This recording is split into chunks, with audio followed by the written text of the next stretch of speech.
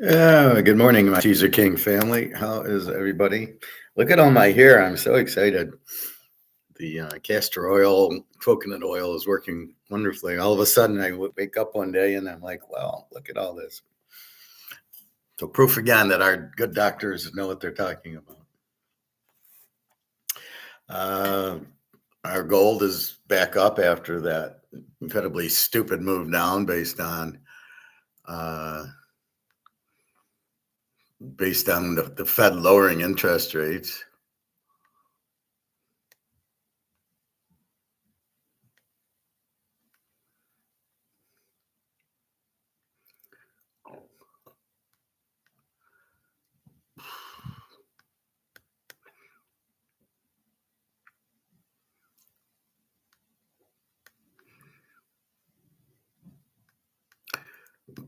Let's see. So let's quickly.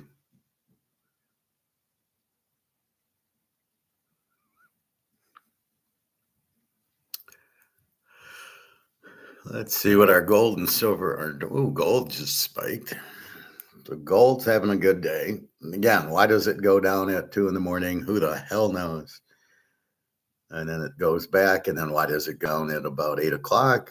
Who the hell knows? From 36.50 to 36. Well, it goes down about $10. And then we didn't get a 10 o'clock drop. We got a little tiny one from 36.63 to 36.60.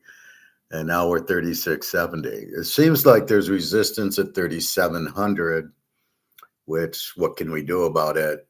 It'll just be, and I don't understand why there'd be resistance at 3,700. But once we break that, we'll get to 4,000 soon. Silver 42.70, same thing. Again, little resistance at 4,300. I don't understand it. It's like the cat's out of the bag, okay? Everybody knows gold and silver is where to go and the dollar's worthless. So why do you keep playing games, keeping it down there? Is it the derivatives, the option market where they're just trying to play games and keep it down? I don't know. Anyway, I think I'm going to run out and buy another 10 ounces of silver after class. Before it hits $50 an ounce, which is where it's going. MMcgwire, pretty good show today.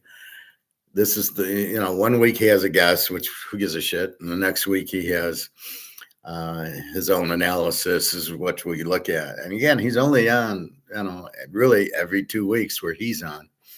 I think he should be on more. And he does like Wednesday, like he's not even doing today's. Very, very strange. Anyway, so we'll watch a little MMcgwire. Gold 36.67, silver 42.72. Again, what you got to realize is, so you bought, let's say you're like Luke and you've got 2 big boxes or 3 big boxes of the silver, which is like 500 ounces a piece. And you just see the 500 there and you don't realize that the value has gone up. Sort of like this. If I bought this for $20, $25 in 1997, well, I just see a bottle. I don't really see now it's worth 100.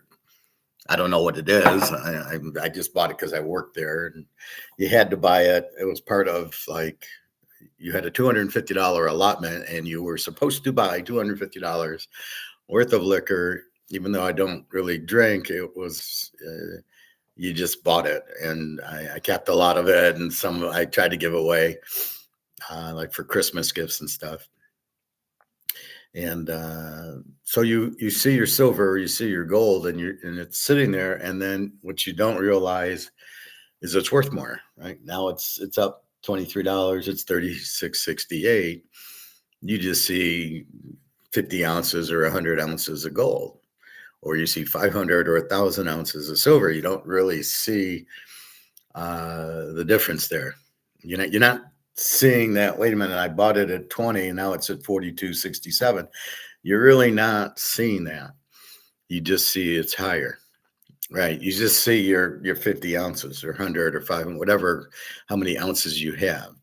China must have fun with their 70,000 tons. They're watching gold go up, going, how much did we make today, Charlie? So again, the demand is huge. simple economics. You have something that's limited with high demand, price has to go up because they run out of supply. So they have to keep. So if anybody wants to buy more, there has to be a higher price because I can't make more. So if this was tennis balls, we'll just make another 1,000 tennis balls and we can sell it. But you can't make gold or silver. It comes out of the ground and it's very limited. And so you can't get more. So if demand is higher, there's no more supply to get. So you got to go after people who already have it. And then you raise the price until they sell it. And in this case, nobody's in their right mind selling silver at 42.69 or gold at 36.66. That's not going to happen. It's crazy. I mean, gold maybe at 20,000. I think about selling, maybe, but it's not that much of it. And then what am I going to do with the money? That's the key. Is what do you get for it? If you get crap bullshit dollars, I don't want to sell it for this unless I'm going to spend it right away. So I'm going to spend what I got. If it goes to, I'm going to take a trip. Oh, okay. I need $1,000. Okay. I'll sell a quarter ounce of gold, which right now would get me about $1,000. Oh, I'll say I'll sell that. And then that immediately goes to the trip or a bill or something. Okay. That's fine. But you don't want to sell 50,000 and get into dollars. What are you gonna do with the dollars? Oh, I'll invest it in stocks. Yeah, probably a stupid idea. Or I'll invest it in, I'll buy a house. It's okay to buy a house if you need the house, but I still wouldn't. With a lot of it, no. I would only do it. I'd buy the house later when the housing market crashes, and then the gold will be worth a lot more. Then I'll do it. Right now, no, I don't think so. So you've got to keep your eye on that. Like I said, the demand's huge, all the BRICS countries, and there's more BRICS countries. So it used to be 5, 10, 20, 40. It'll end up over 100 because I don't know anybody that wants dollars that are broke. I'm just a bully. Nobody's going to sit there and want U.S. dollar. I don't want them. We don't want them. We want to trade them in for gold and silver. We don't want dollars. Anyway, so that be our gold and silver. Again, we'll get into MMcgwire after. Let's look at our football. So as we look in the NFL, was this game fixed? Buffalo wins 31-21, laying 12.5. I think they missed a field goal. Was that a fixed game? They only scored 31. Miami's got a 33 defense. They put up 40 on Baltimore. They only put up 31 here. Something smells bad. Miami, 21 points. Buffalo with the 25 defense. A lot of that's from Baltimore. Smells like a fix to me, but what can you do? That's why we play teasers. I didn't play the game. Didn't really play the game. Basically, I didn't like the 12.5.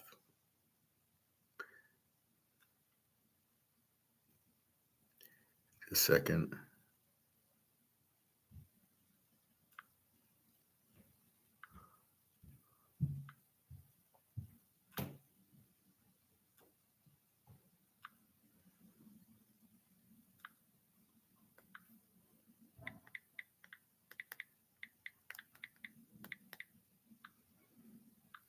Just a second.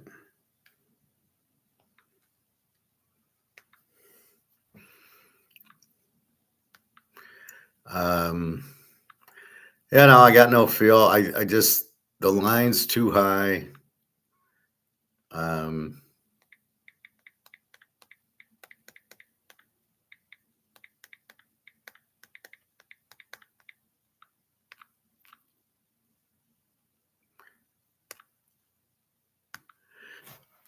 When you look at a 12, this is a perfect example. It's a division game, but they're not going to be motivated. When they played Baltimore, they were motivated. And Baltimore is motivated. They wanted revenge. That's why we look at it. We look at certain games this week. We got Houston 0-2, has to win. We got KC 0-2, has to win. Those are motivated teams, and that's why we look at the motivated teams and the motivated games versus there was no motivation here. Buffalo sees their 12.5-point favorites. They kind of relax. They play enough to win. It was tied at 21. They said, okay, let's get going. And then they scored, and then they went up 31-21. Well, I guess they kicked the field goal real late.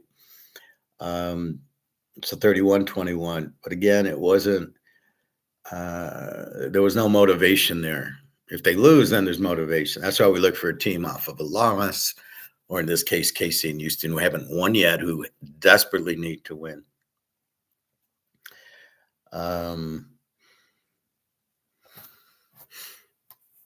So that's what we're looking for. So anyway, didn't play it. Buffalo I have as an over. So it was an over game. 49, I believe, was the total. And that's what we got. We got a 52. Buffalo, you probably want to play over, but I didn't think Miami was an over team. They're a Z team. You don't bet Z teams over. They don't give you enough offense. Here they got 21, but surprised by that. But Buffalo, Milano was out and Ed Oliver was out. So that took me away from Buffalo with those guys out. So anyway, that's about what you got, 31-21. Let's go through the line and see what we're into today.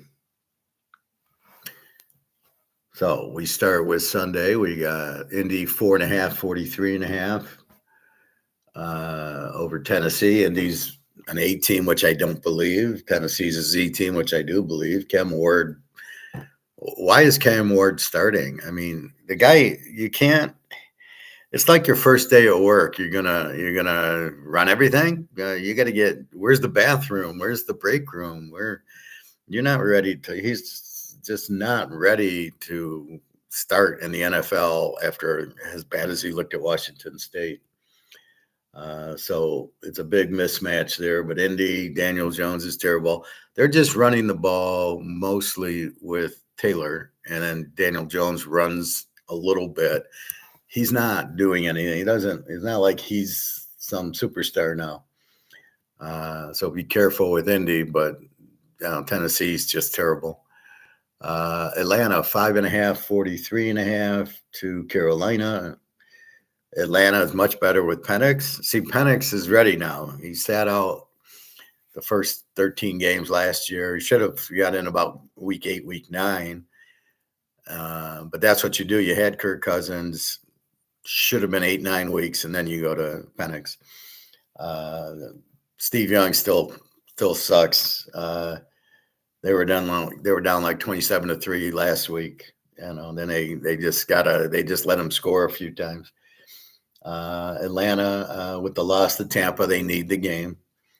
They're a B team. Carolina a Z team. Atlanta's a 15 defense. Carolina 27, which is Carolina's problem. Penix should light them up. Penix against Young. Oakland, Washington. We're going to know about Daniels, I think, tonight. We'll definitely make up our mind by Sunday. Washington 3, 44.5. And it's all up to Daniels, or is it Mariota? Daniels, it's a whole different game. They say it's a sprained knee. I thought it was his ankle. I watched the play. He was limping around. He was grabbing his foot. So I don't know where they're getting his knee from. Both teams with 17 defenses. Both teams with roughly 330 yards of offense.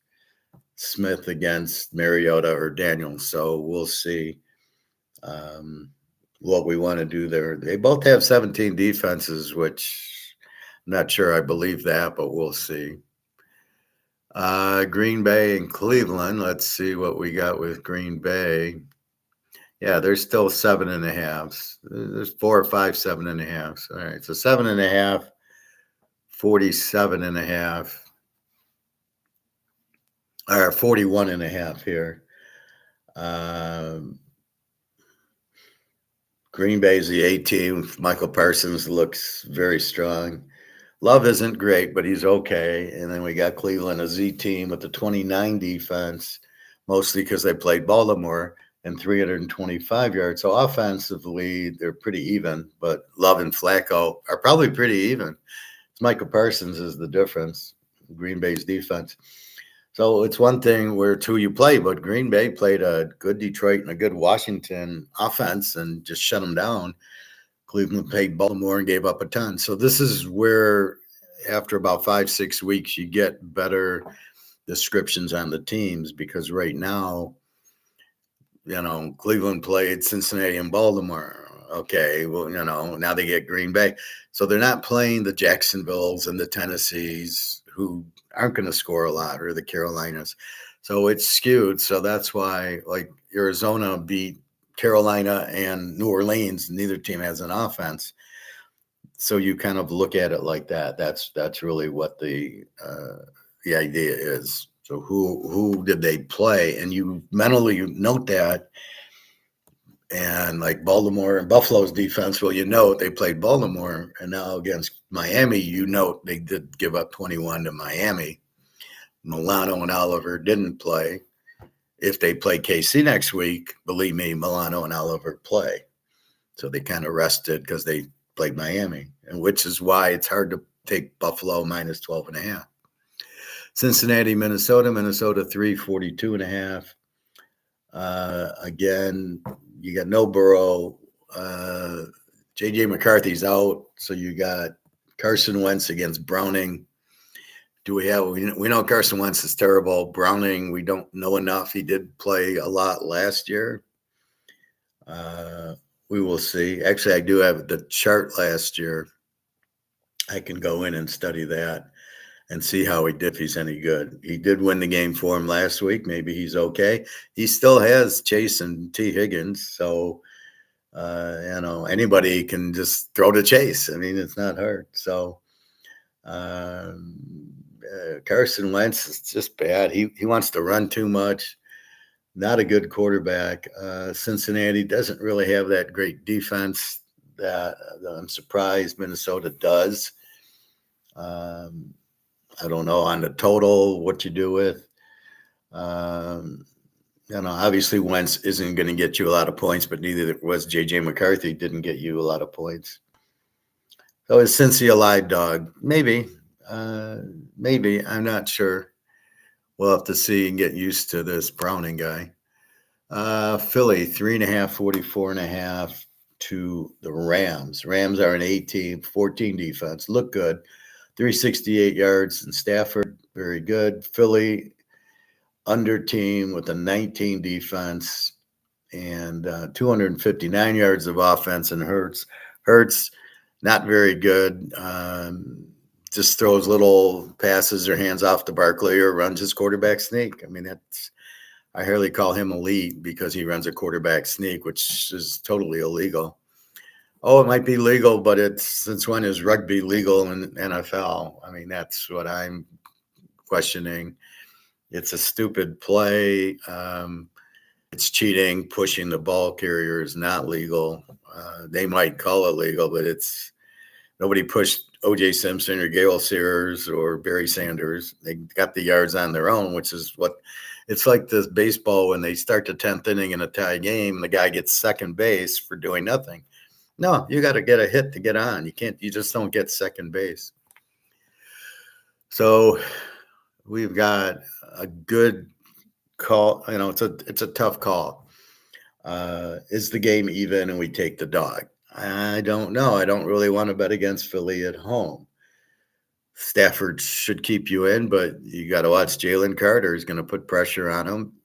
Can they hold him out? Philly doesn't want to lose, so they're going to play. See, this is the difference, Buffalo, Miami. Buffalo wasn't really playing. Philly's going to play, and the Rams are going to play. The Rams want to beat Philly. Philly wants to beat the Rams, so this will be a real game. Do we go total-wise? Maybe it's an over or an under. Maybe. I don't know. I'm not comfortable taking the Rams as the dog because I don't want to fuck with Philly. It's like fucking with Kansas City. You really don't want to do that too often. So, but do you take KC? Well, you can't. Yeah, Philly. You can't just take Philly to beat the Rams. You can't lay 3 and say, "Well, Philly's going to win." You cannot say that. This is a very even game.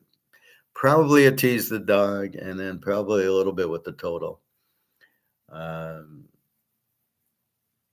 It's a very tough game because you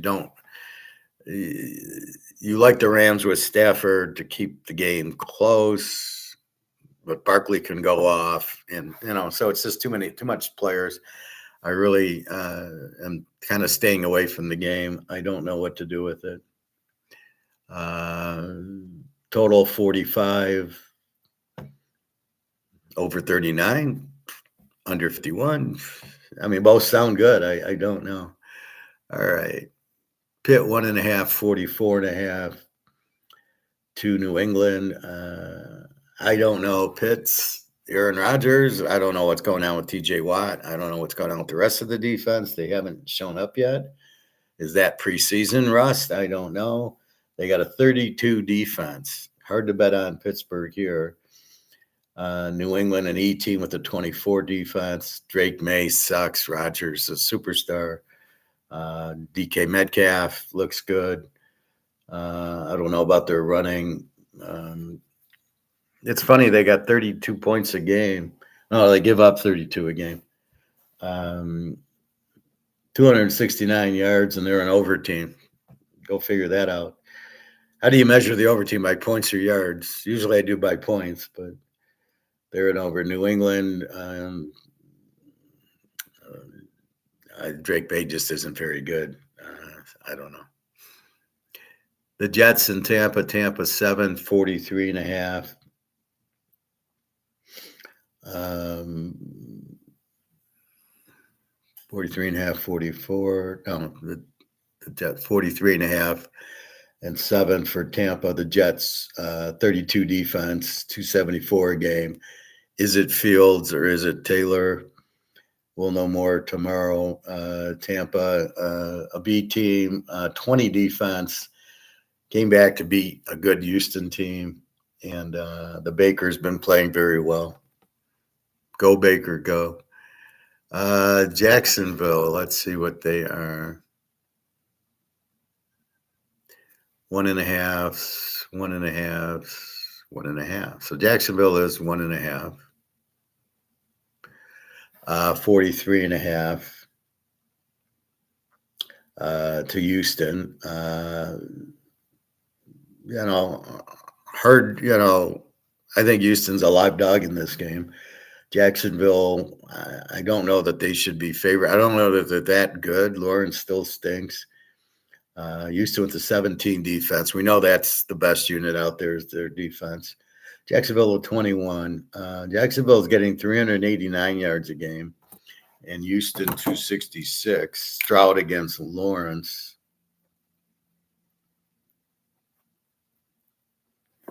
And add those two. Stroud against Lawrence. Stroud, not very good. Lawrence, it's terrible. I'm not impressed with the Colorado guy for Jacksonville. It's a wasted pick. You don't draft a receiver or a corner with the 3rd or 4th pick of the draft, so it was a double idiot pick. Houston 0-2, must win, back against the wall. Jacksonville hasn't beaten anybody, so we'll see. I don't think they beat Denver. No, that was Indy who beat Denver. So we'll see. What did Jacksonville do last week? They lost to Cincy 31-27 with Browning.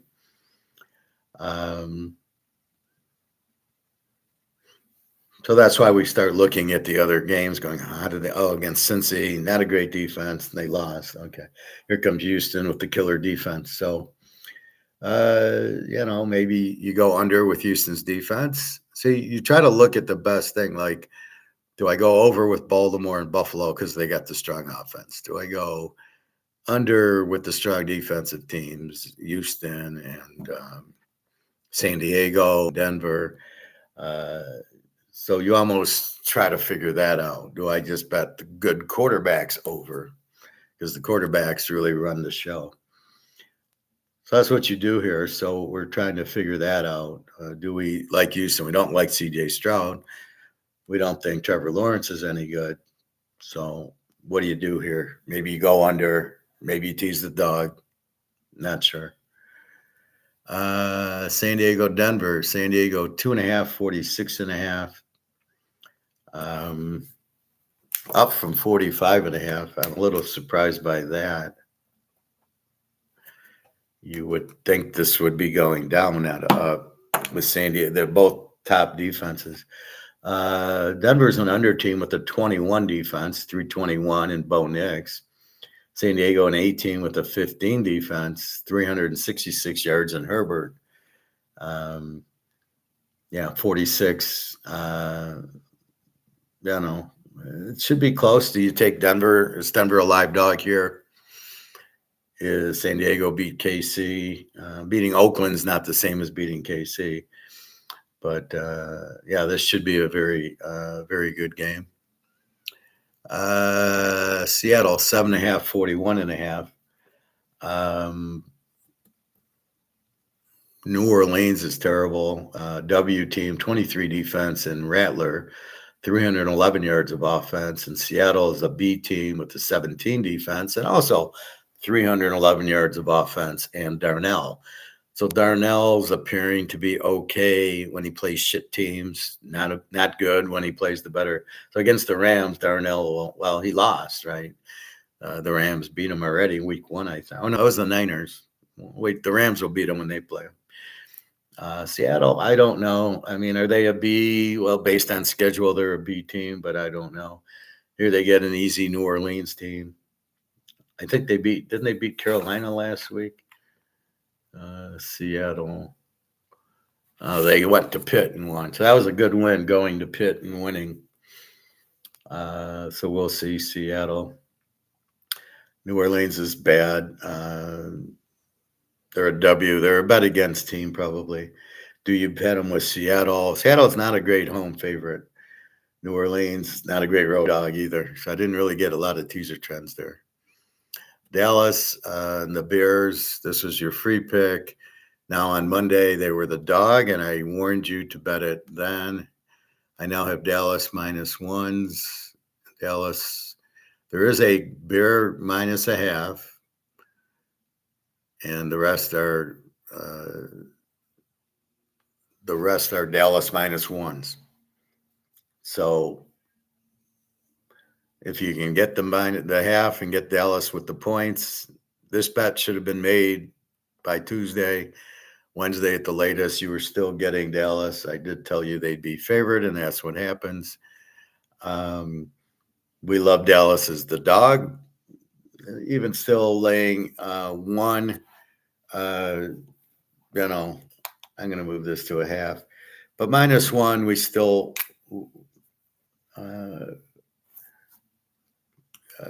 Dallas -1, we still like Dallas +5. We're still taking Dallas as your free pick. +5. Still should be a good game. They showed a lot of offense. They will score on Chicago, and Caleb won't be able to keep up. That's the theory of the bet. The Niners, 345.5. Now we're seeing that Brock Purdy is practicing, so he might play. I think he hurt his ribs or his arm, or I don't know what he hurt, a few things.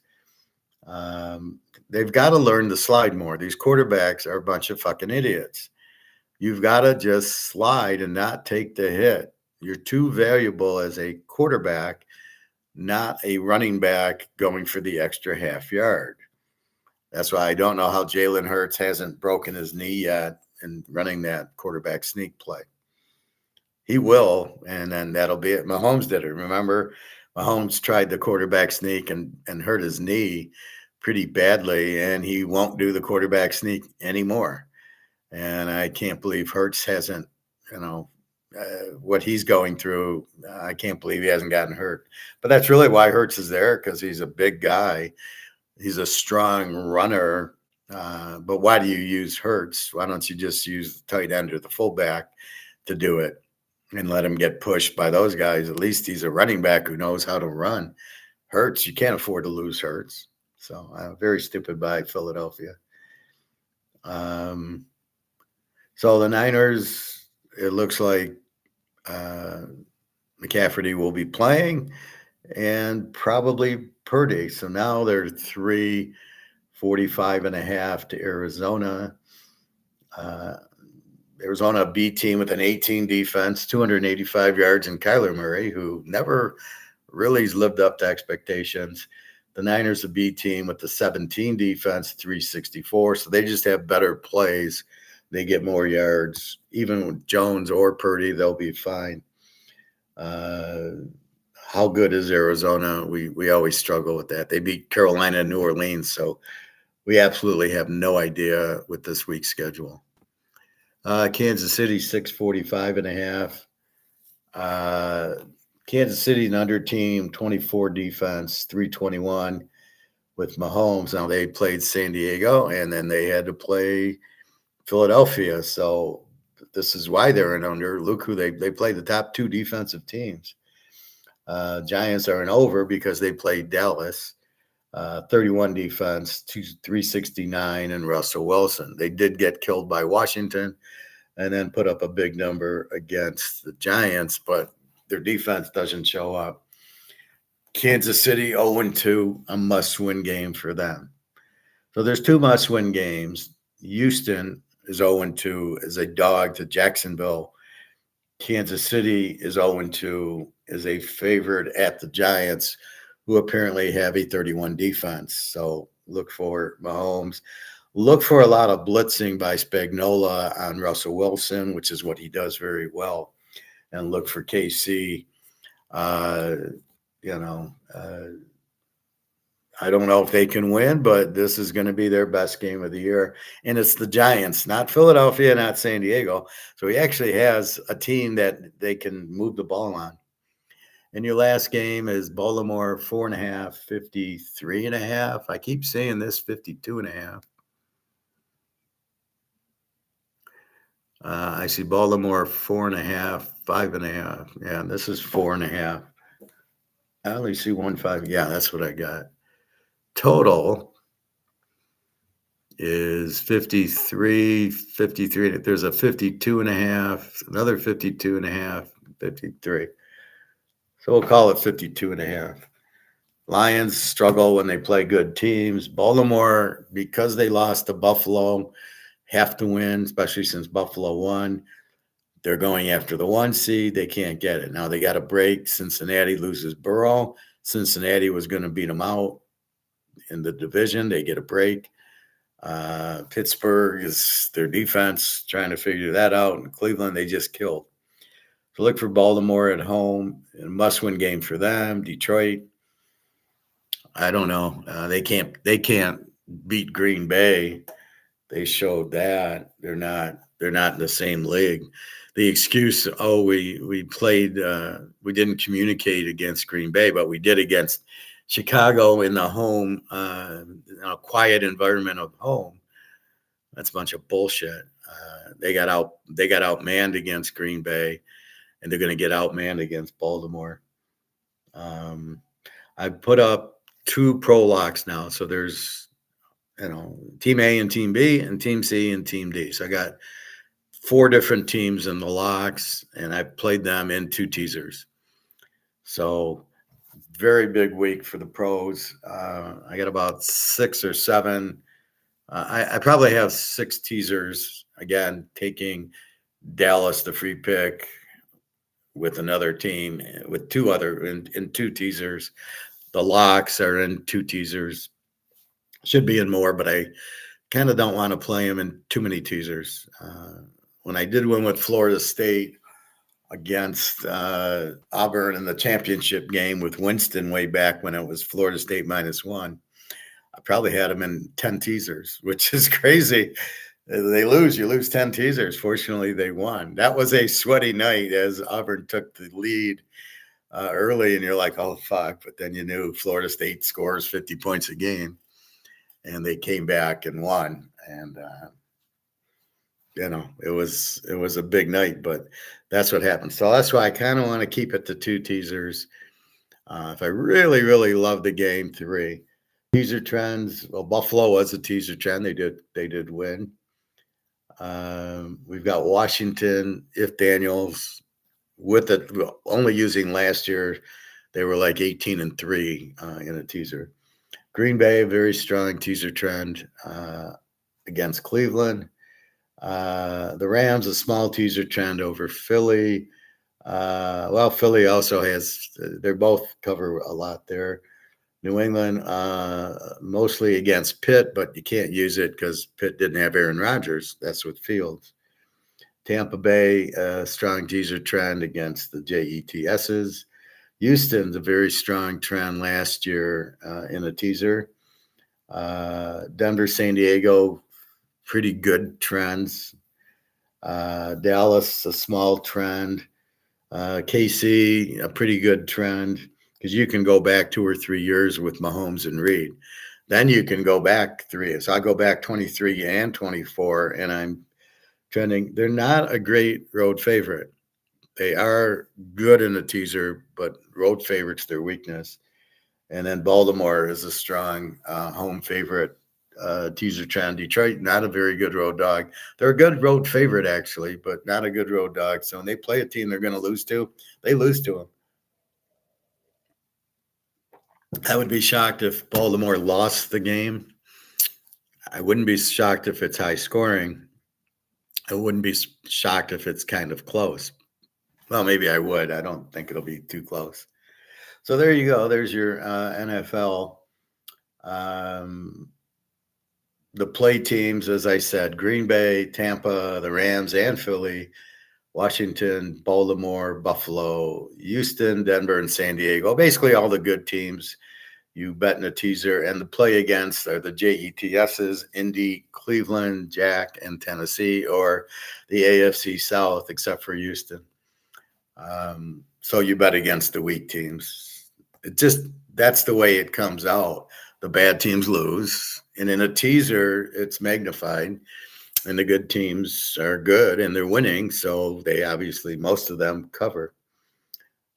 So that's the NFL. Again, was the game fixed? Yeah. We've seen enough games where the spread's 7 and you can win by 6. You can win the game, but you can't win by more than 6. We've seen this on else. So that's what we have there. All right. Questions, comments, let me know. Again, 4 locks in the pros and probably another 4 or 5 games. So I probably got 7 teasers. Should be a huge pro weekend. I do have a few with college that I really like the college ones. I was going to lock one, but I decided to just play it. So I don't have it locked. What I love. And again, we're still waiting on some injuries.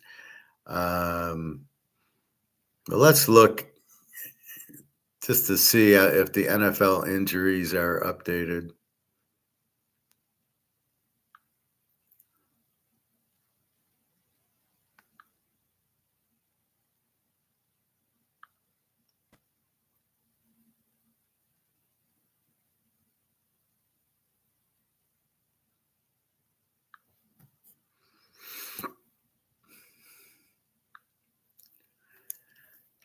Okay.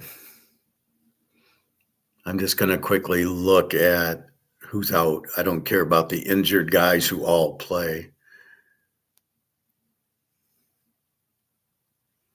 Ali, the running back on Baltimore, is injured with a concussion, but he's not out. He's not even doubtful, so it looks like he'll be playing. Buffalo, we don't care. Carolina, injured hamstrings, 3 of them. But we don't know if we assume they're playing. Another injured illness and a knee. And 2 guys are injured with rust. What is that? The Bears, injured hamstring. As I said, week 1 is a bunch of injured hamstrings because they don't play in the preseason. They play the first week and they all get, look at it, 4 injured hamstrings on the Bears. They'll probably play, but just FY, 3 of the cornerbacks are injured. Cincinnati. Now, real curious, on the injured list, they don't have Joe Burrow, which doesn't make a whole lot of sense. What the fuck? Cleveland, nobody out. Dallas, just injured guys. I don't know if this is credible. I haven't seen anybody out. Yeah, they're just all saying injured, whatever, injured. Let's go to Washington.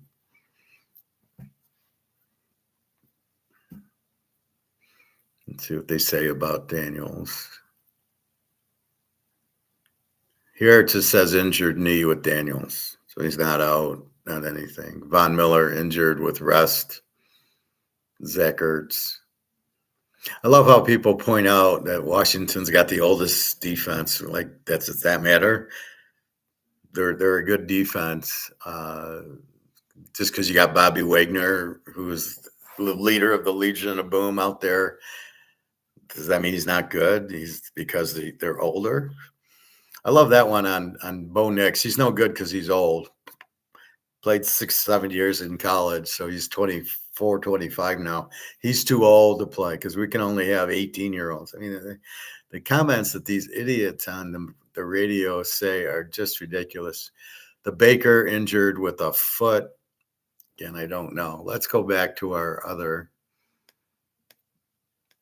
And they do give some injuries, so let's see.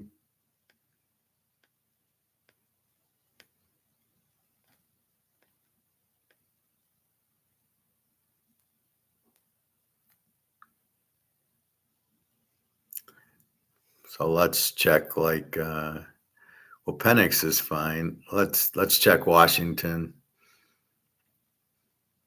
just to see what they say. Daniels is questionable with the knee. So he might be playing.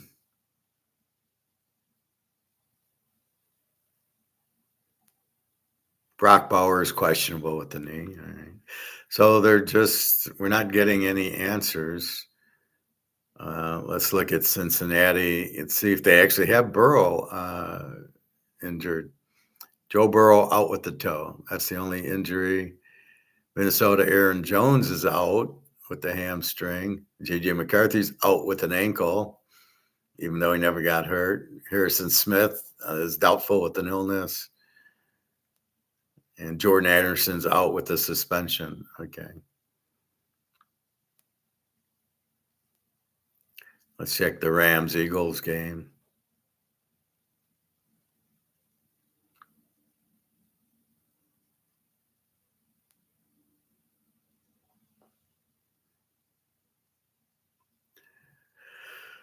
The Eagles, Will Shipley doubtful, Dallas Goedert questionable. And it keeps saying Dallas Goedert. Okay, so we don't care. The Rams, nothing. Let's see, the Jets in Tampa.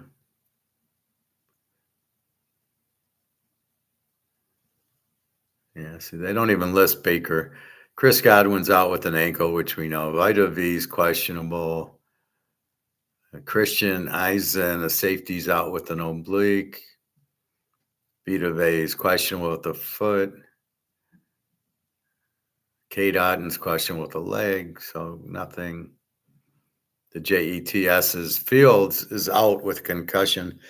So if Fields is out, you're going to get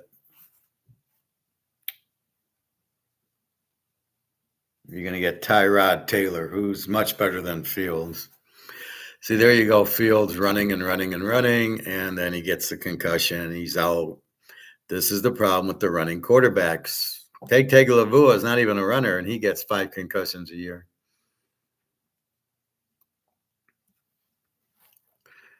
but it doesn't show the Baker, so he's fine. So I don't know. These are probably old injuries on the other site.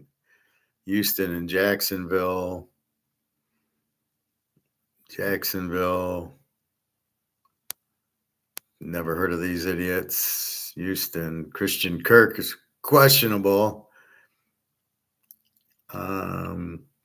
Berrios is out with the hamstring. That was on 9/5, so I don't know. They keep these old dates out there. You don't know.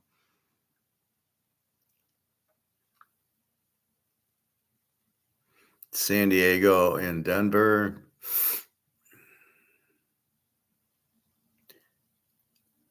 Denver, Evan Ingram is questionable. He's doubtful. Then he's questionable with the calf. And that's it. San Diego, no injuries. It's San Diego, no injuries. Dallas and the Bears. You almost hope that Caleb's out. I mean, the best chance they have is going with Badgett. Let's see.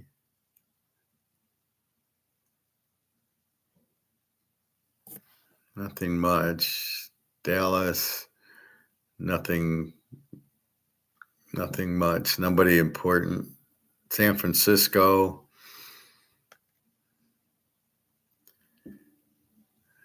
Kyle Yuzik, the fullback's doubtful with the concussion. Jennings is questionable with an ankle. Brock Purdy was out on 9/11, but he's practicing the last 2 days, and today's the 19th. So they hold on to these old injuries. George Kittle's out with a hamstring on the 9th, so you don't know. McCaffrey's questionable, but that's on the 5th. So it's really bad job there. Arizona, these are 9/5 injuries, so we really don't know. And Kansas City and the Giants.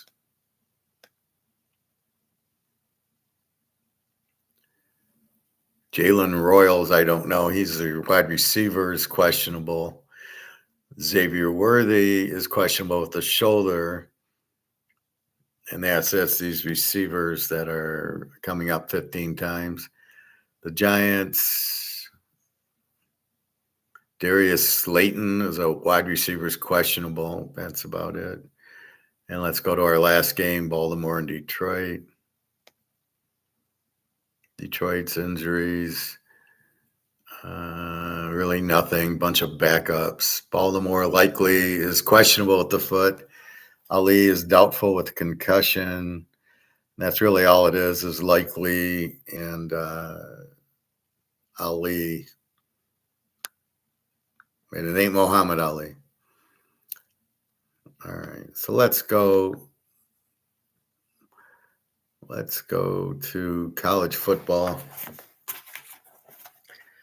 So what we know is Field is out. Daniels looks like he probably will play because he pushed out the doctor, said, no, I'm not coming out of the game. Looks like he's a winner. Looks like he's a player. So I would imagine he's going to play if he can walk on Sunday. I think that was it. Brock Purdy, we got to see. McCaffrey looks like he's playing. He's getting too many snaps to not be playing. What was the other quarterback, if any? Daniels, Burrow's out. J.J. McCarthy's out. Fields is out. So you got Taylor. And I think that's it. Yeah, so I would assume Daniels is playing. Daniels is not going to let Mariota start. That's crazy. All right, let's look at college football. One game yesterday, my Rice team did get the win. Rice wins 28-17.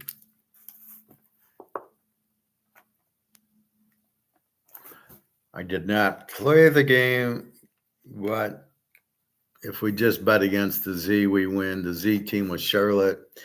Rice was laying 2.5. They win 28-17, a 45. I did like the under because Rice is a pretty good defense. Under 48 would have won. Didn't bet it. That's where it's hard to bet on a Rice. Even though Charlotte's a Z team, Rice doesn't give you enough. All right, so let's look at today's games. 2 games going tonight. No, I didn't play either. We got Oak State 10, 54.5. This is down from 12. Oak State's a Z team, Tulsa's the E team. And we got Iowa 1.5. Let's see if there's any twos. Yes, there's 2.5s. Really, Iowa's still 2.5, 46.5. Over Rutgers. So we'll see. That's probably a pretty good game. I think Rutgers is very live tonight. Iowa, they just don't score too much, right? And Rutgers has been scoring a lot. Rutgers with a tough defense. I don't get Iowa. I mean, they're just a good defensive team that never has an offense. It's hard for them to be favored because they got to score enough to do it. Their defense, okay, they run a good system, but so does Rutgers. So this is pretty even, this game. All right. North Texas, 1.5, 51.5 to the Army. Very even game there. North Texas, an A team, killed Washington State last week, 55-19 or something like that. Army's an E team, but they did beat Kansas State. SMU and TCU 7, 63.5. SMU an over team, TCU an A team, but you know how explosive they are. Vegas 2.5, 50.5 to Miami of Ohio. Miami of Ohio is a Z team. Louisville 26.5, 50.5. Louisville will be beating Bowling Green's and under, a MAC team. Clemson 16.5, 54.5. Clemson's got 2 losses already. They must win at home, but they don't score. They're not scoring. This Klubnik was supposed to be this all that, and he's not. He's terrible. Bowling Green and Syracuse, a B team with a 30. Now maybe they're an O team. I got to watch my B's and O's. Probably an O team with the 30 defense. They wouldn't be a B team. B team, you got to have like a low 20 defense. It's just you don't score as much as the A team. Where am I? Clemson, Syracuse. So they're an over with the 30 defense. Clemson should have a decent day scoring against the 30 defense. Tennessee put up 60 on them. We'll see. Do we trust Clemson? I don't know. Not yet. Wisconsin 9.5, 44.5. Wisconsin an under team, Maryland a B team. Utah 3.5, 57.5 to Texas Tech. Very good game. Both A teams. Utah with a great defense. At least we think so. They got an 8. They played. Here's where it gets difficult. We know how good Utah is, but they played UCLA and then they played some other shit team. And I think they played Wyoming. So they're playing 2 teams that are very bad. So it's really hard to get a good, even though we know Dampier's a good quarterback and we know they got a good defense because they always do. We really can't see it. We'll see it against Texas Tech. Texas Tech an A team with a 14 defense. Again, they haven't played really strong teams either, which is the problem. Here we'll find everything out. Dampier, great quarterback. I don't think Texas Tech can really stop him that much, but Texas Tech with Morton, a very good quarterback. I think Utah can slow him down, but I think they'll still get scoring in the game. So it's a really hard one. And I've been looking at the total and I'm very confused by it. I just don't know. I don't like to bet. I like to bet a team like Utah under, but they got so much with the quarterback and Texas Tech so strong. I don't know what to do with it. Arkansas 7.5, 60.5. This total went down from 63. We'll call it 61.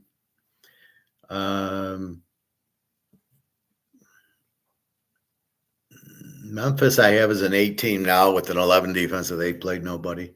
So the rankings are still hard to rank unless a team like LSU, Miami, who played decent games, Notre Dame. Those are real stats. Some of these teams, it's a high school team and a Z team, and you're trying to figure out what they are.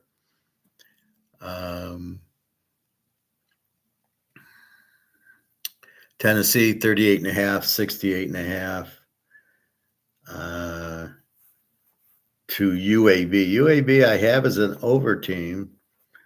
They barely beat Akron last week, 31-28. They're both over teams. UAB with the 36 defense. Tennessee's going to put up 50 points here. Total of 68. Good defense. They're pissed after losing the Georgia game, so we'll have to see how they react to UAB. I would assume they'll come out on fire to get the win, but, that's where you're getting the incentive. Oregon, 34.5, 56.5 to Oregon State. Oregon, a good home team. Oregon State, not so good, a Z team, but it is a rivalry, and we'll have to see. So we will see. But I don't know, Oregon, because it's a rivalry, you got to be careful. You're laying 35. Oregon State's okay. They're not that good. What I got? 379 yards and a 38 defense. But it is a rivalry, so you got to be careful. Lou Lafayette in Eastern Michigan. Lou Lafayette 2.5, 50.5. Eastern's they're the over team. Western's the Z team. Eastern's the over team. But Lou Lafayette doesn't have their quarterback. Howard is out, so they're an under team against an over team. A tough one there. UCF 746.5 to North Carolina. Enough. 6.5, 48.5. UCF's an A team with an 8 defense. North Carolina an under with a 19.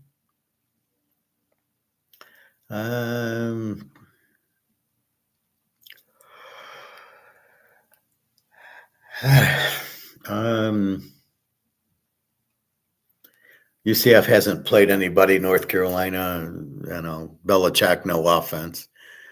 Hard to say. Florida State, 44.5, 55 to Kent State.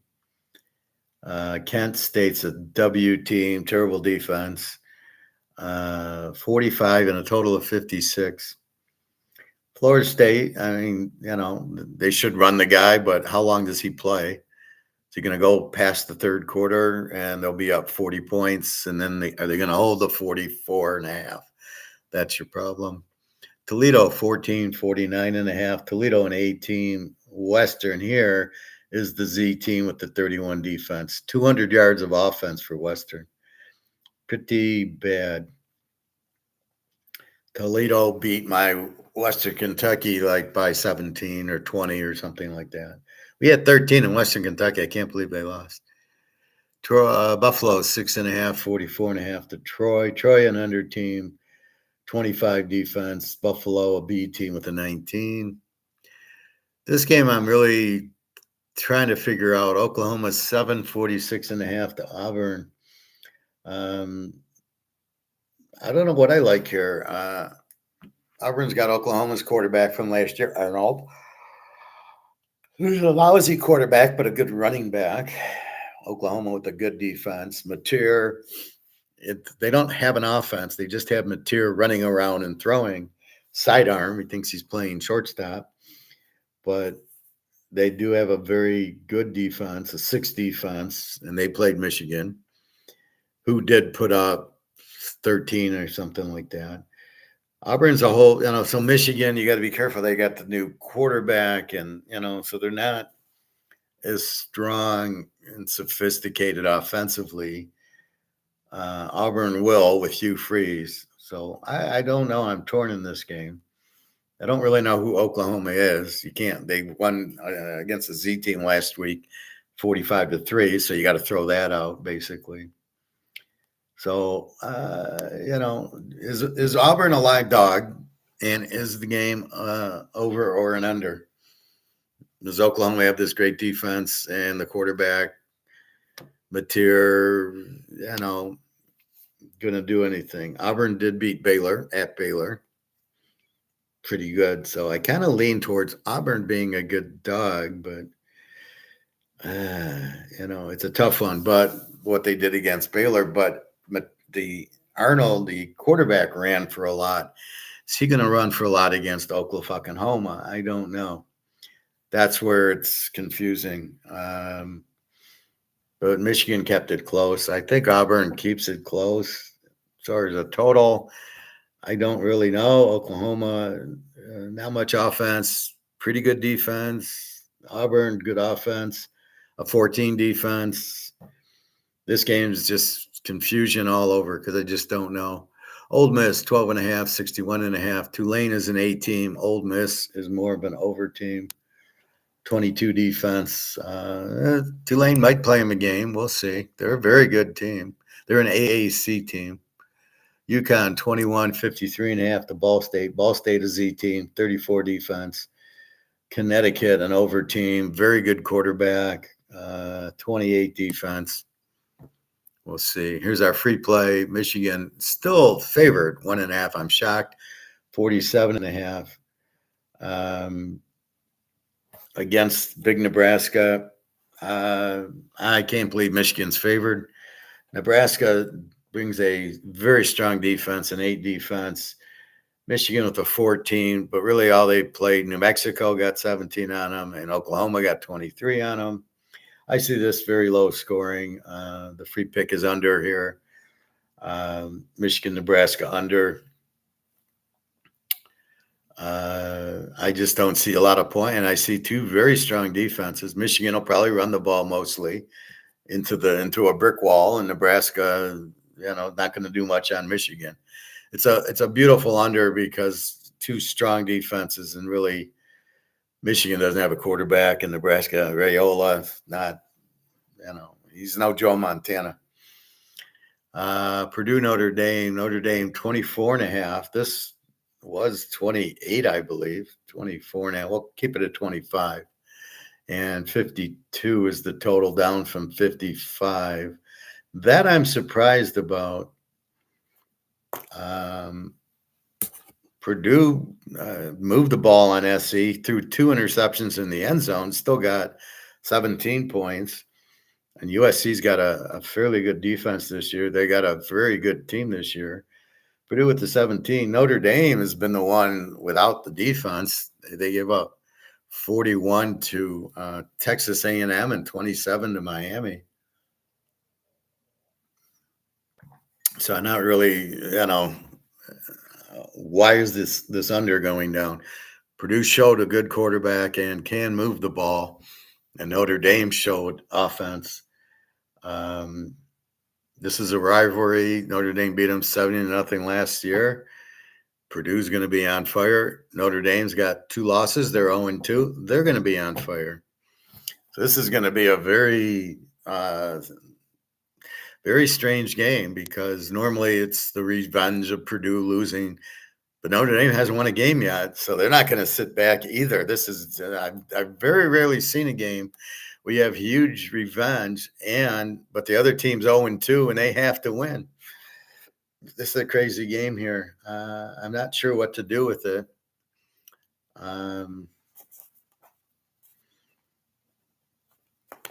But I don't know. Notre Dame with the 34 defense is not the 10 defense we're used to seeing. We'll see. That's what happens year over year. James Madison, 8.5, 46.5 to Liberty. James Madison, an A team. Liberty, an under team. North Carolina State and Duke. Duke, 3, 56.5. Duke's an over team. They got a really good quarterback, Mansu, from Tulane. They score a lot. And NC State is an E team. They don't really score that much. I think they'll get better as the year goes on, but right now, to me, it's a dead even game because Duke doesn't have a defense. They're a 32 defense. So I can't bet Duke because they're going to score a lot because they're going to give up a lot. So you're looking at Duke in over games like we did last week. We had them over, and we won easily. But but NC State doesn't quite score yet. Northern Illinois, Old Mississippi State. Old Mississippi State, 21.5, 48.5. Northern Illinois, always an under team. Always have a weak offense, but a really good defense. Old Mississippi State's a B team, a 12 defense this year, and they got Blake Shapen from, I believe, Baylor or TCU, who is now their quarterback. So you get good quarterback play. Your defense plays a little bit better. But it's hard to blow out Northern Illinois with a good defense, but maybe they do. It's at Old Mississippi State. My Georgia Tech, Haynes King, 23.5, 52.5 to Temple. Temple, a B team, much better this year. But as we saw last week, they played Oklahoma and lost 42-3. So I thought they might play them closer because I didn't trust Oklahoma, but I can't bet. I can't bet this one. As much as I like Georgia Tech, it's such a big number, and Temple's not bad. 24, Georgia Tech probably handles that. But they're more of a running team, Georgia Tech. Haynes King, it's not like he's got 10 touchdowns and 0 picks. He's got like 1 and 1, but he just moves the ball, and they play good defense, and they're well coached. So they can easily win, but I don't know. 24 is a little bit of a big number for me here. Kansas, 13.5, 54.5 to West Virginia. I love Kansas, but here I don't know. West Virginia just beat Pitt. They're not that bad. They did lose to Ohio, and then they beat Pitt. Go figure that out. Kansas I love, but again, I don't like the number. 13.5 is a little bit high. West Virginia is going to run it down their throat because that's what Rich Rodriguez does. So I'm probably going to watch this one. I don't even know over under. Both defenses are under 20. They both get about 400 yards of offense. This is thoroughly confusing for me. Arkansas State, 4.5, 57.5 to Kennesaw State. Arkansas State's an over team with the 34 defense. Kennesaw State's a W with the 26. Maybe you take Arkansas State. I haven't, but Florida International, 4.5, 55.5, down from 5.5 to Delaware. Delaware got killed by Colorado, beat Delaware State, and then won a game last week. They had a good win over UConn. Florida International beat Florida Atlantic last week. I don't know. Delaware with the 30 defense. Prime time beat them pretty good throwing the ball. We'll see. Florida National. Delaware is probably a live dog here. I'm not sure. South Alabama, 15.5, 51.5 to Coastal Carolina. South Alabama, an over team, 28 defense. Coastal Carolina, a Z team with a 29 defense. If you want to bet against the Z team, you can take South Alabama. The line's moving that way. South Carolina, Missouri, 10, 48.5. We're waiting to hear about Norris. The spread started at 3, went to 13, down to 10. Norris, we're waiting. So we'll tell you the conclusion tomorrow morning, unless we hear it tonight, which I'll again tell you tomorrow morning. Missouri, we love. Lane 10, we can cut it to 4. Even with Norris, that's probably a good play. 16 defense, 17 for South Carolina, 48.5. Our Vandy team killed South Carolina last week. Helmet to helmet, knocked out Norris just before halftime. So we will see. I hate the rule where the guy gets suspended for a game. What kind of stupid rule is that? If there was, I don't know. So let's say you break somebody's leg, like the guy on Burrow. He clearly broke his toe on purpose. He clearly landed on his foot and broke his toe. Is he suspended? No. There has to be a cause. In other words, did the guy actually go into Norris and try to hit him with head on, or did he try to tackle him and Norris lowered his head and their heads butt? There's a big difference. You shouldn't get suspended over just because your head hit his head. Why would that matter? So I don't really buy. I think the suspension's stupid. Because nobody's trying to get suspended and thrown out and trying to hit helmet to helmet.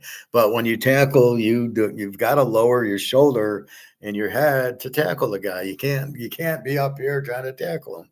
It's the stupidest rule. It's a terrible rule. It's terrible to suspend the guy. It's just like the push tush is one of the worst rules I've ever seen in a football game. So is this. Western Kentucky 9.5, 54.5. Western Kentucky is a real good quarterback from Abilene Christian. Pretty explosive team. Nevada's a W with a 25 defense. So we'll see. If this spread dropped to 8, I'd be on Western Kentucky. 9.5. I don't know. They should still cover the game. They're a good team. Boise shot up to 11.5, 51.5 against my Air Force. Boise, an E team, did lose to South Florida, 24 defense. Air Force, an over team with a 31 defense. So what do I notice? The defense isn't what it usually is. They usually have a 10 or 12 defense. So beware of this game. This is not a game you take Air Force with a 31 defense. I'm just curious, who the hell did they play that they got a 31 defense?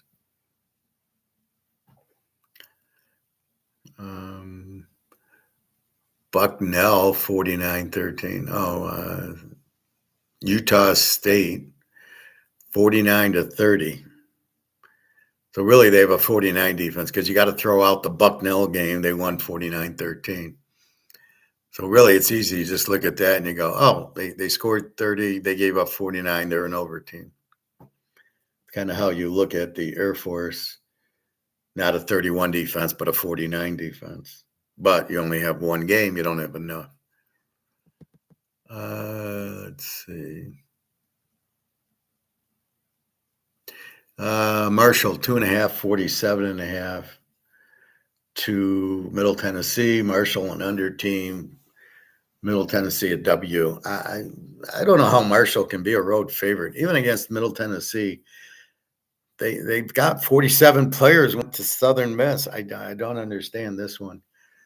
I don't even know how they're an under team, but I don't know. I just can't see Marshall beating anybody as a favorite and covering 8.5. BYU East Carr, BYU 6.5, 49.5. They're both A teams. BYU with a 2 defense, that is real. East Carolina with the 9 defense. They just didn't play anybody. I don't know that East Carr is an A team, but I would say BYU is an A team. They're running the ball down your throat. East Carr also has 475 yards of offense, but they didn't play anybody. So look for BYU's defense here. Florida, Miami 8.5, 51.5. This was 7. This jumped quite a bit. Let's call it 8. And 51. Florida got killed by LSU last week. The kid throws 5 interceptions. And then the week before, they lost to South Florida. Miami beat South Florida and beat Notre Dame. So Miami's the A team here. Florida's an under team. Indiana, Illinois. This game just keeps going and going and going. Indiana is now 6.5, 52.5 to my Illinois. I like Illinois a lot this year. I liked Indiana a lot last year. I don't know if I like them as much this year. They haven't really played anybody. No injuries for Illinois or that. History. In 2023, Illinois won 48-45.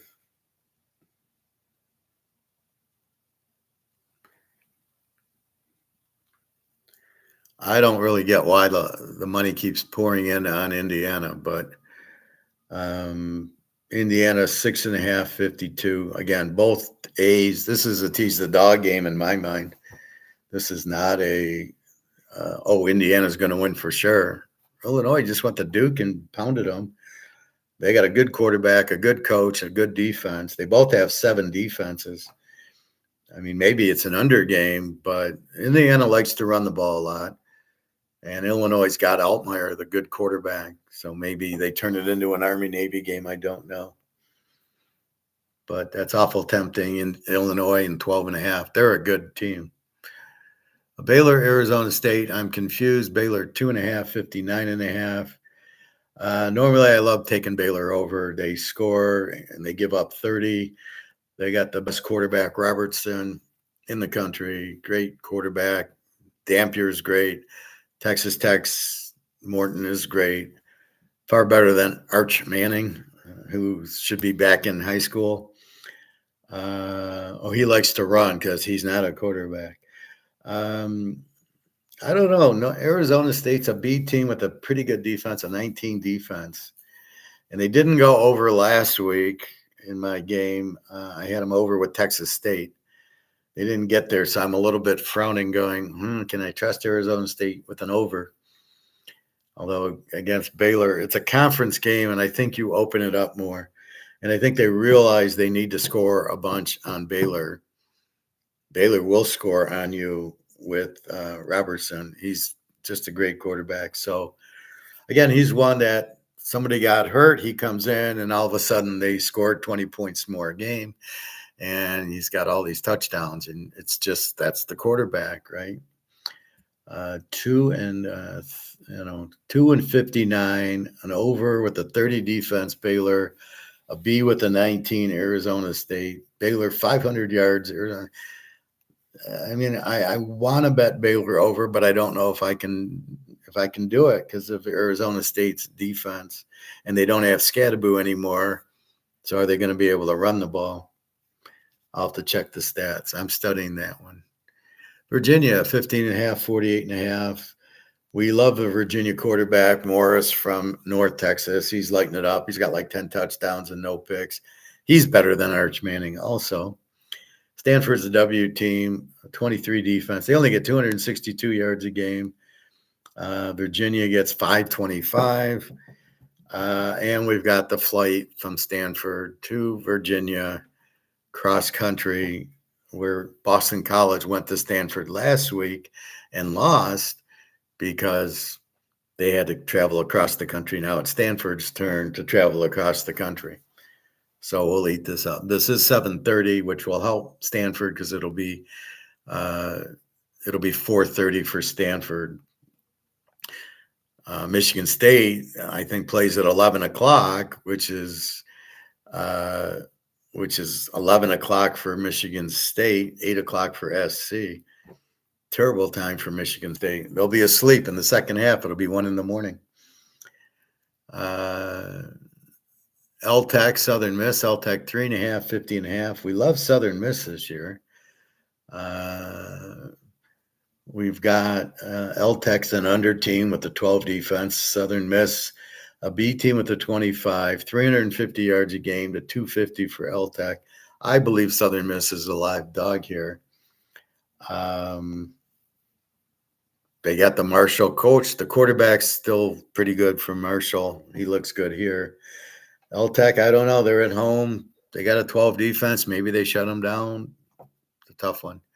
Washington State. Washington 19.5, 51.5. Washington an A team. We got a new quarterback. He's a good quarterback. 544 yards a game. Haven't played anybody yet. Washington State's a W team. Got the shit beat out of them by North Texas last week. However, I warn you, this is a rivalry game, and it's at Washington State. Be careful here. Washington should kill them, but then you gotta, these rivalries, and you're at their place is gonna definitely have to be careful. Washington was barely beating, I think, Colorado State, and they finally covered the Colorado State one. But it was like 31-15. I mean, they didn't blow them out. So just be careful. Georgia State and our Vandy 27.5, 52.5. Georgia State's a Z team with the 40 defense, and we got Daggio, an A team with the 10 defense. Enough said there. Texas, 39.5. How can Arch Manning beat anybody by 40 points? But San Antonio or Sam Houston is a Z team. So there is hope that they will score 40. A 38 defense, a terrible team this year, Sam Houston. The coach went to Temple. That's why Temple's better, and that's why Sam Houston sucks. But Texas is terrible. Probably the only way you can play this game's under because Sam Houston's not going to score. They're not going to score, which leaves Texas. But Sam Houston's defense is 38, and they're going to want to get Arch Manning some points. So that'll be it. But I don't know, 51 up to 57. That's, you only got one team scoring who doesn't have a quarterback. So I would not think this. I don't know if they'll cover the 40. UTEP and Lou Monroe. UTEP 6.5, 46.5. UTEP's an under team. Lou Monroe is a Z team. UTSA, Colorado State. We love UTSA. McCown, great quarterback. 4.5, 59.5. Colorado State's an E team with the 27 defense. Like I said, they played Washington pretty decently. UTSA, they did play Texas A&M, and they put up 24 there. It's a good game. Just be careful with UTSA. They are explosive, but they don't have a defense. So that's why it's hard to bet UTSA plus 2.5 in the game or plus 1.5 because their defense is so bad. So then you maybe go over, but it's hard to play. Colorado State doesn't score that much. So we're getting a lot of both ways on these games. Colorado, Coach Prime, 12.5, 44.5. Wyoming, an under team. We saw them hold Utah for a while last week, although Utah missed 3 field goals. 12 defense, which is really, let's call it a 20. And Colorado, an even team with a 23 defense. And they only got 300 yards of offense. And that was against Delaware. So I don't know. Colorado at home. You're laying 13. Cal, San Diego State. Cal, 13.5, 46.5. Cal's an A team so far, which I don't buy. And San Diego State's a B team with an 18 defense. USC, Michigan State. USC, 18.5, 55.5. 18.5. Yeah, 18.5 everywhere. Again, it's 11 o'clock, which is 8 o'clock for USC, but 11 o'clock for Michigan State. Total of 55.5. USC, very strong offensively. They got Maivia, the quarterback, and they got a much better defense. Picked off Purdue twice in the end zone. Michigan State's struggling. Their quarterback's okay. Not great. They struggled with Western Michigan, who's a Z team. Not really sure. The time will definitely affect Michigan State. USC, I got USC Washington winning the Big Ten, so we'll see. And then we got Fresno State 47.5 to Hawaii. Fresno State's a B team. Found a running game, still have no quarterback. Kurt Warner Jr. is not a quarterback. And Hawaii, an under team, their quarterback's injured but playing. Not much. A 20 defense. I don't know. It's a tough one. So there you have it.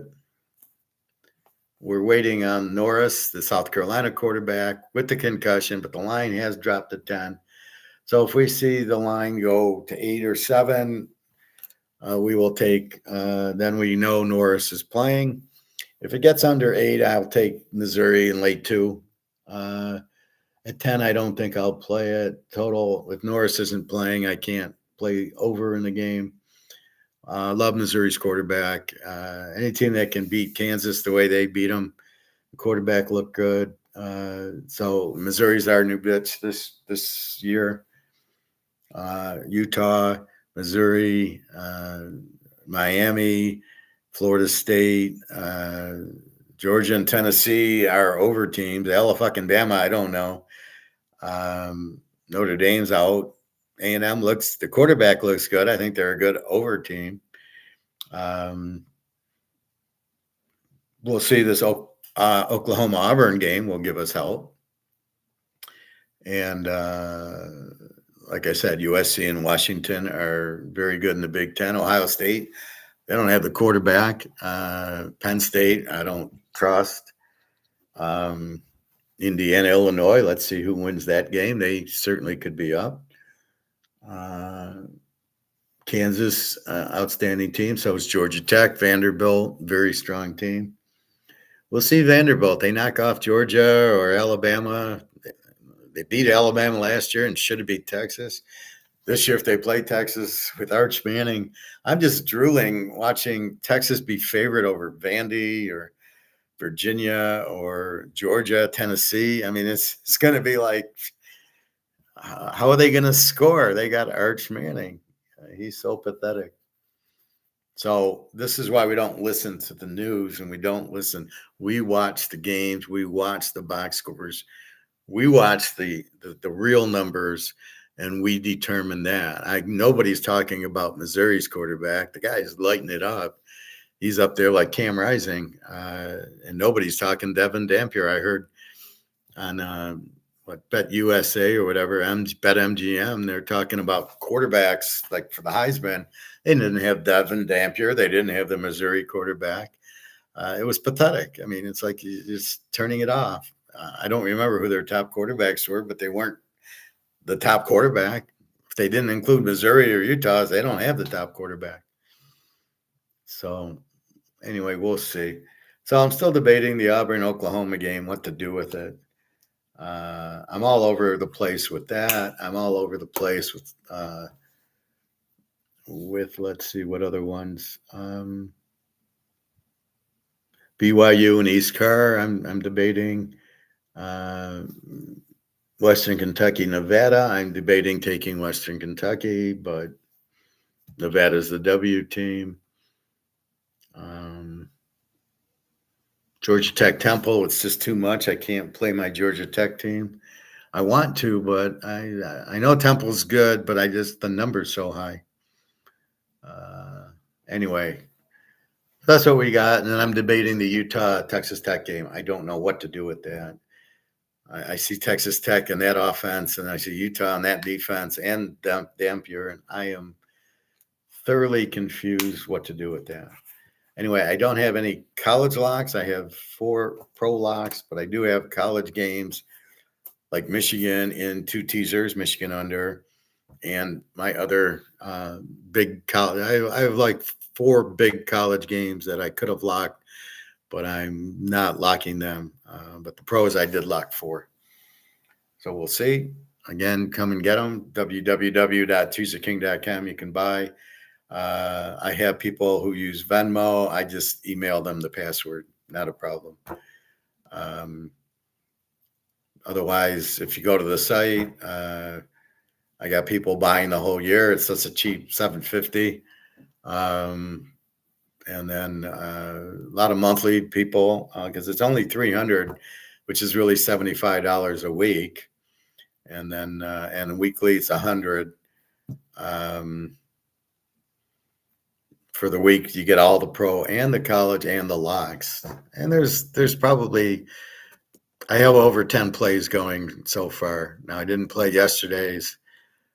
Today I am playing a game, and then tomorrow we're loaded with plays, very good plays.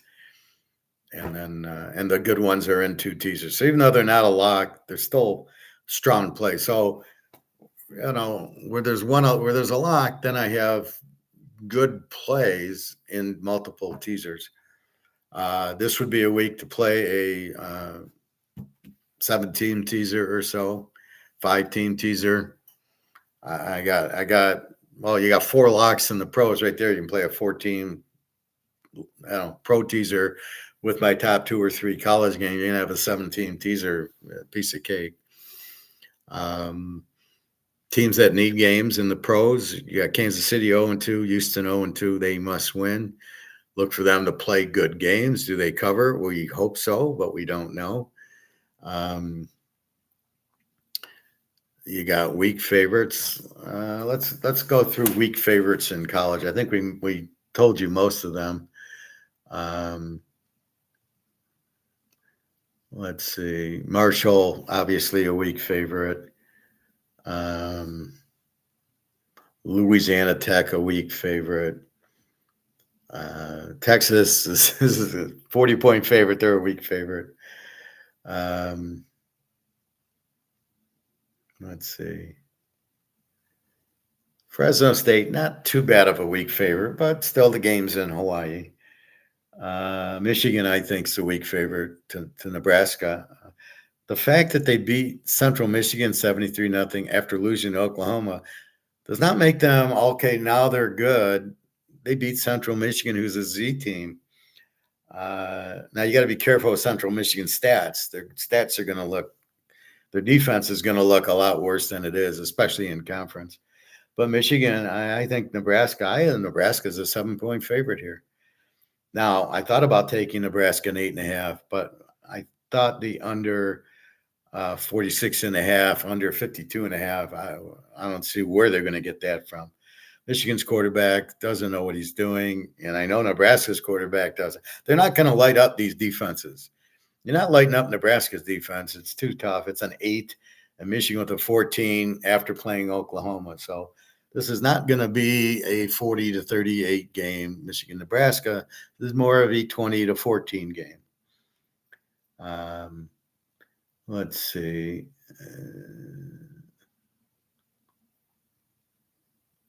Florida State lane 45.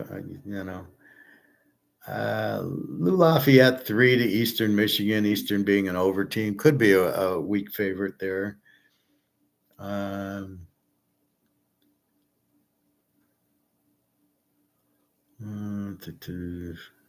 rest look okay. Not a lot of weak favorites. Maybe Oak State tonight against Tulsa because they're a Z team and they got a freshman quarterback and they're not going to score a lot. But Tulsa's not the greatest team. And yesterday, Rice was not a weak favorite because Charlotte was a Z team. So, again, the Z teams, Oklahoma State. We've got Miami of Ohio. We've got Oregon State against Oregon, Kent against Florida State, but they're laying 45. Western Michigan, a Z team to Toledo. Ball State, a Z team to Connecticut. Kennesaw State's a W to Ark State. Coastal Carolina, a Z to South Alabama. Nevada, a W to Western Kentucky. Middle Tennessee, a W to Marshall. Georgia State, a Z to Arvandi. Sam Houston, a Z to Texas. Lou Monroe, a Z to UTEP. In the NFL, the Z's are Carolina. Let's see, the Z teams. Tennessee. Miami was a Z team. Tennessee, Carolina, Cleveland. The Jets are a W. New Orleans. And that's it. Mostly Carolinas and Cleveland are terrible. And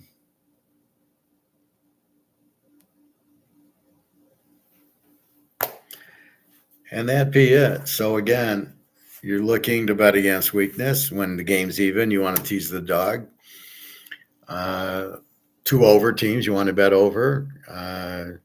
2 under teams, you want to bet under. It's just using logic mostly. Michigan and Nebraska, 2 strong defenses. They both want to run. It'll turn into an Army-Navy game. We're going to bet it under. I mean, that's just – it's very logical. It's like gold. The dollars are worthless. You run to the lifeboat. There's only 2 lifeboats, gold and silver. It makes it very logical that, well, I got to get out of the dollar, and I can only go into gold and silver. So I'm going to buy gold and silver. I mean, that's just using logic, which is what we're doing in football. But why I'm here and why you pay me the big money is to figure out the teams. because it's very hard to figure out. You can't just say they're a Z team. You can't just look at their points because it's who did they play and how did they play them. Um, as I say, some of these teams that look like A teams didn't really play anybody.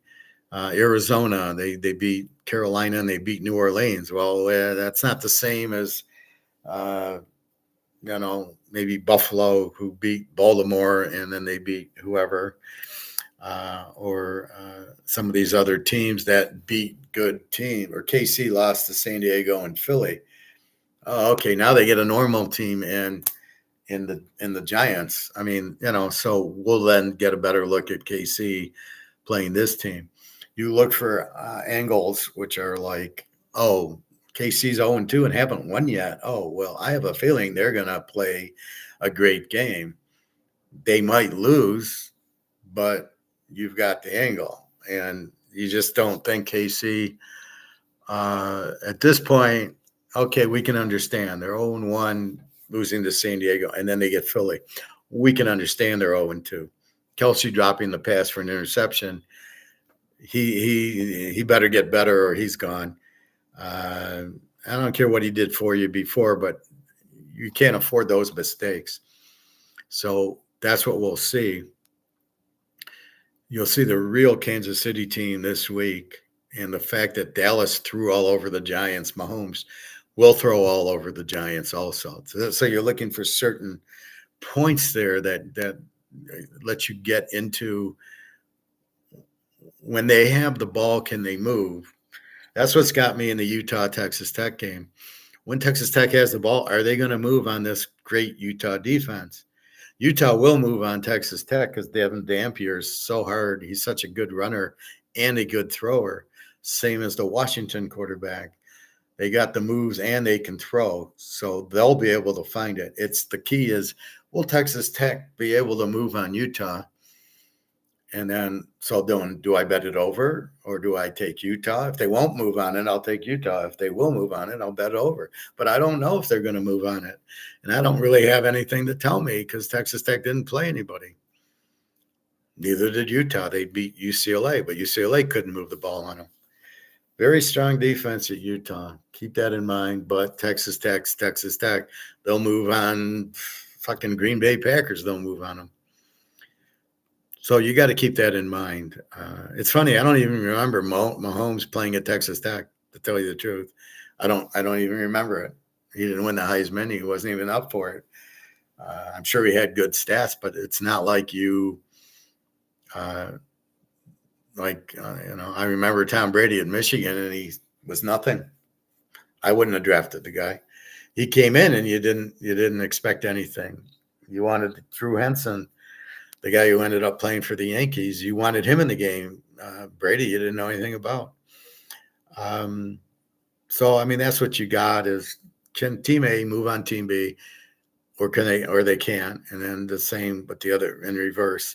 And that's really what you're looking at. So that's why I look at Z teams. They get such a bad defense that the other team, if they have any type of offense, they're going to move on them, right? So I give you all the Z's knowing not only can they not score, but they can't stop anybody. So if you have any type of offense, Western Kentucky or Ole Miss or something like that, they're going to just put a ton of points up on them. And that's what you're looking for. Okay, let's venture over to gold and silver. Now I've been talking a lot about AI. I want to make a big comment here. If they go to AI, really, I'm freezing. If they go to AI, hey David, who's going to pay taxes? So what's the point of AI? To get rid of the workforce, to have robots do HR and finance and accounting and IT and everything. We'll just leave it to robots or AI. Well, you won't have a market. You won't have a company because you won't have any customers buying your goods and services. This is the part that they're missing. Okay, so let's say you go to 100% AI and there's no work. We don't work anymore. we don't make any money. We can't go shopping and buy your products. We can't buy computers and phones and anything, shoes and clothes and food, because we don't have any money to buy it with. AI doesn't cost you, but in the whole sense, they cost you a ton because you won't have any customers coming to your store. So be careful what you wish for, companies going AI and getting rid of your employees. You also get rid of customers. Nobody has money to buy your product. You won't sell any. And if we understand, so we understand Say's law. Let's go back to that. Say's law is we go to work. We get it first. We get a skill. Okay, we get a degree or a master's, or it's in finance, or maybe we're lawyers or doctors, or maybe we're painters, or we're plumbers. I mean, whatever our services, we do that and we make money off of it. We take the money and we buy things. That's how the economy works. That's why you can't fuck the money. You can't fuck this over when this is the medium of exchange. So we go to work to get this, and then we take this to buy things. And we hopefully make enough that we can pay rent and we can pay our car payment and we can buy our food and utilities and still have money left to go play golf and tennis and travel. Americans have more money and more free time to do it than a lot of the Europeans. So that's how an economy works. We go work, we get money, and we spend it. And then everybody's selling it. The Targets, the Krogers, the restaurants then make money because we go take our money that we've earned and used it. If you take that equation out, and now we're not working because it's robots or AI, then we don't make money. We can't buy things. We can't spend money if we don't have money. And this will be the problem if they go as much AI as they want and get rid of all the workforce. Then you have nobody working and nobody spending. And all their companies, who's going to buy a electric car or a regular car or clothes? Who's going to have money to do anything? It's insanity. It's really the stupidest idea I've ever heard. So you're trying to cut the goose who lays the golden egg, which is us. We're the goose. We get paid, and then that golden egg, we go to McDonald's or Wendy's and we buy the food. You take us out of the workforce and we don't get any money. You don't get any money either. You lose. We both lose. You must keep the economy running the way it is, where we work and then we buy. And if you take that out, not only are we fucked, but you're fucked. So it's a very important thing that they're trying to AI. I hear Elon Musk, we'll be super intelligent and everything will be AI and I won't have any workers and you won't have any sales either. He doesn't know how to think. He doesn't know how to analyze what he's doing, and he doesn't understand economics. If you did, that'd be the last thing you'd ever want to do is get rid of your workforce, because then you get rid of all your customers, and who the fuck wants to do that? That's the dumbest thing you can do. So what we can do, okay, you get a better skill set, or you're a plumber or a painter or whatever. But if you fuck the money up, then nobody's building houses because nobody can afford them. You tariff up the lumber, you tariff up the paint. You're basically putting everybody unemployed because of your stupid tariffs. And you're killing the money with all the debt because the government has to keep printing. And this is the problem. And that's why you can't keep printing money, because then it has no value. And if the money has no value, I go to work, I get paid in monopoly money, and I go spend it. It's not worth anything. That's where gold and silver come into play. Gold and silver keep the value of your money, right? The gold keeps your value. The silver keeps your value. That's the point of having the gold and the silver. And the reason is because they can't print it. So it can never, I love how they try to say there's no counterparty risk. I don't even know what that means, but what I know it means is if I have gold and silver, you can't print it, and therefore you can't inflate it. That I understand.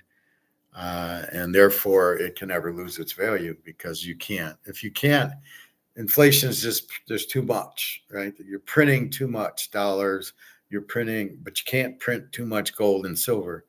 Therefore, they can never lose their value, but the money is losing its value because you keep printing it, because you have too big a government, you have too big of a debt. You got 37 trillion, which will soon be 50, and then it'll be zero because the money won't be worth anything. You cannot inflate your way out of the 37 trillion. You owe it, you still owe it, because you will have to come up with another medium of exchange.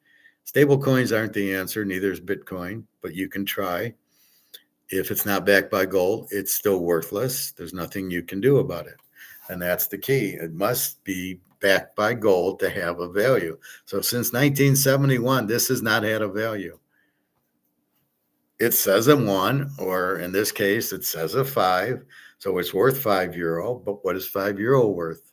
It'll buy you a pack of gum. I mean, it's not worth anything. So that's really what you have. And that's really why gold and silver are important to own. So we stay in the game. And then COMEX is fucking around with the price of the gold and silver instead of just letting the market, like it does with everything else, dictate what the price is. Well, we're going to hold the price down. What do you mean you're going to hold the price down? What kind of crap is that? Yeah, JP Morgan wants to keep that price down. We're going to run our derivatives and options. Why are you pricing it in options? Why are you not just pricing it like you price cornflakes? You put it on the shelf, people buy it or they don't. If it's too expensive, nobody buys it. So as I say, COMEX is here. COMEX is here. The real price of gold and silver are somewhere in this stratosphere. Mark McGwire is going to tell us it's between 20 and 40,000. He's saying they're going to revalue gold in the like the U.S. The balance sheet has to be revalued. So I don't know if they revalue it to $40,000 that now it's worth 40,000. I don't know if that's what it is. But the one sure thing is the Titanic's definitely sinking because of all the water coming in and the hole in the side. The Titanic is sinking. Gold isn't. Gold can't sink. And that's the difference. And very hard to find anything like gold. I tell you about Rolexes because they can't print a lot of them. The question is the demand for Rolexes, the Mantle cards, the Brady cards, Willie Mays. Okay, you've got strong demand, and they're limited because they're done being printed. Right, that's 1960 stuff. Brady rookies are early 2000s. They can't print that anymore. And they're numbered, so you got 1 out of 300. Well, that's what it is. I advise you to grade your cards because you'll get more for them. But those are real assets that they're limited and there's high demand. That's the key to it. Things that are limited with high demand is what you want to own. That's gold, that's silver, that's Mantle, that's Rolexes or some other type of watch that has that demand, which I don't know. I'm not a watch person, but I do understand Rolex. I am a sports card person, and I would say Montana rookie, Mays and Mantle and Aaron and Koufax and Bob Gibson definitely have that demand. Pete Rose, I don't know what to do with him. So you have those values. You have that demand. And again, the key is high demand, low supply. So if you got something that's you got a Mantle rookie card that's in great shape, there's very few of those. It's Mantle, it's low supply, it's worth millions of dollars. It's about all I can say is things like that is what you want to own. All right. So let's look at our gold again. Hopefully we're having a big day.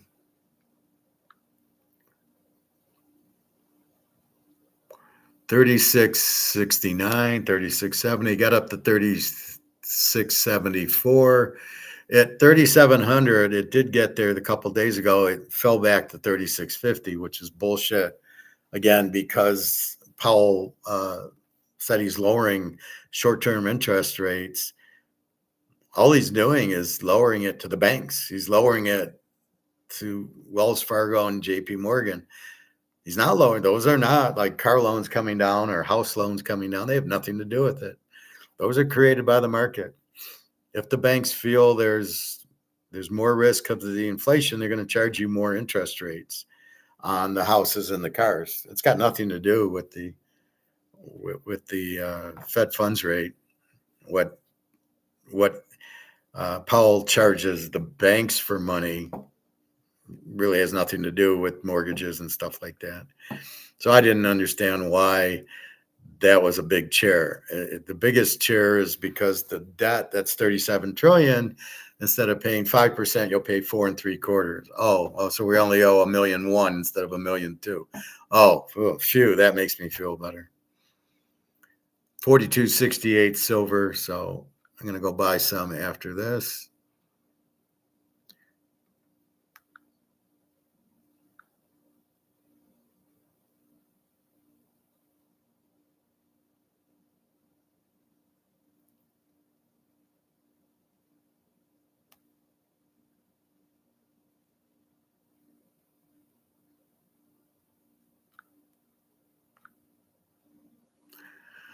All right, so watching MMcgwire today, he talks about the Fed.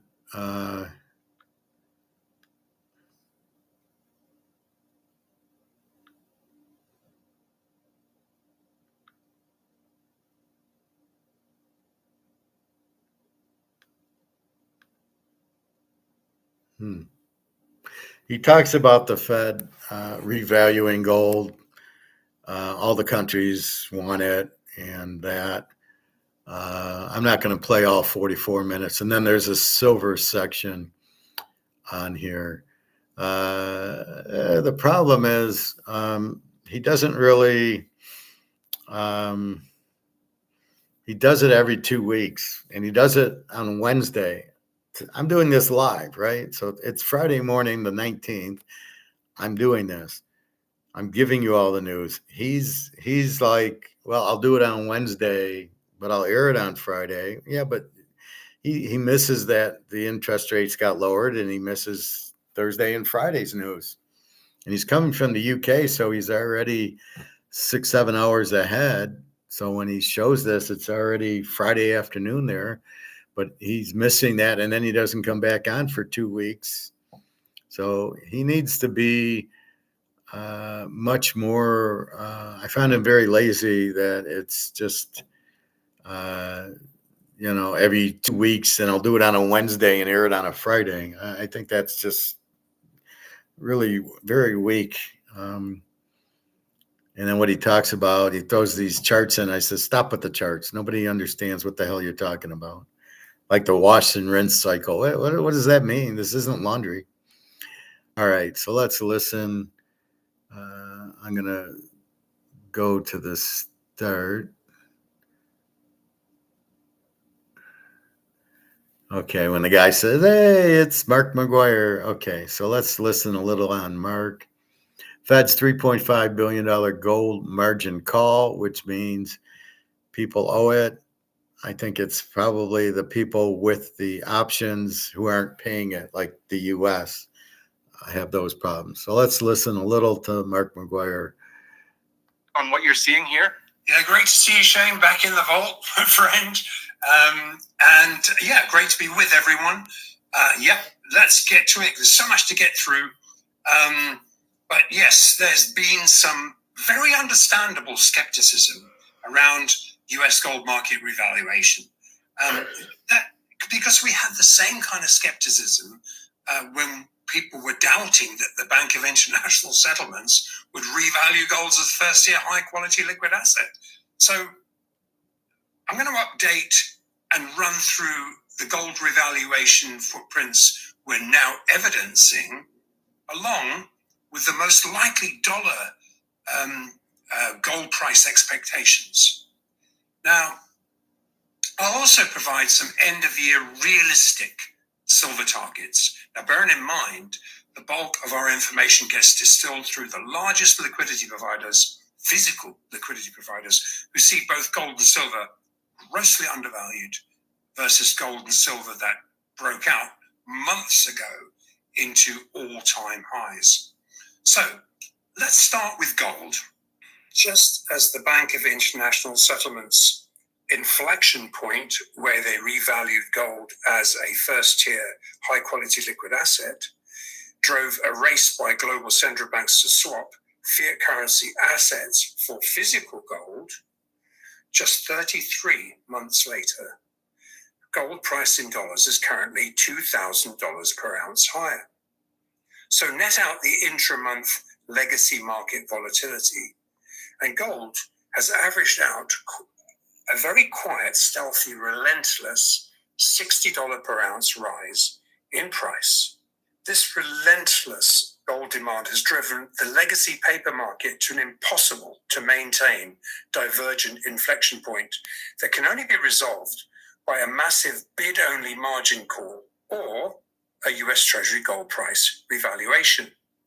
So now that global physical exchanges have become sufficiently liquid to benchmark a real supply demand gold bullion price outside the CME LBMA ring fence, the stealthy gold revaluation process that commenced directly after the Bank of International Settlements revalued gold as a first-tier high-quality liquid asset on the 1st of January 2023 has gathered sufficient momentum to force the US Treasury gold to be revalued. And we'll kind of look at those footprints.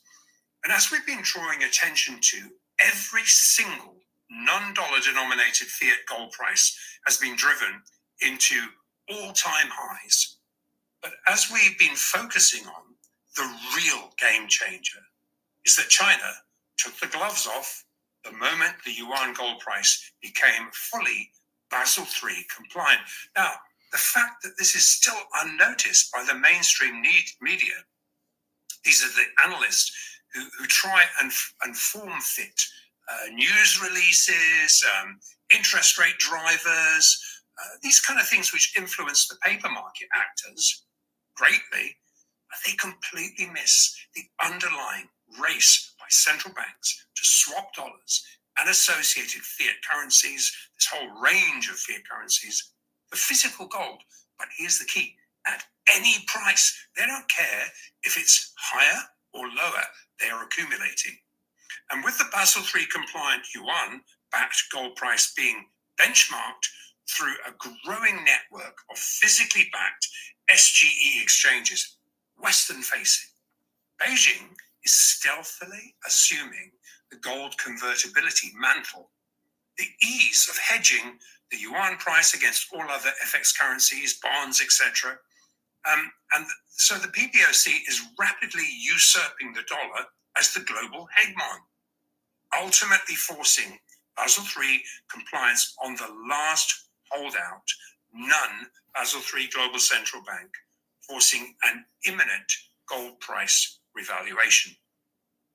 Now, little noticed by the mainstream media is that enabling the PBOC to directly benchmark physical gold against US treasuries, it unlocks vaulted bullion to be used as financing collateral within the entire BRICS system and facing the West. Now, gold is pouring into these Western-facing gold vaults, and simply, so how it works is this gold simply swaps hands completely outside the legacy system in the vaults underpinned by Basel III compliant yuan gold.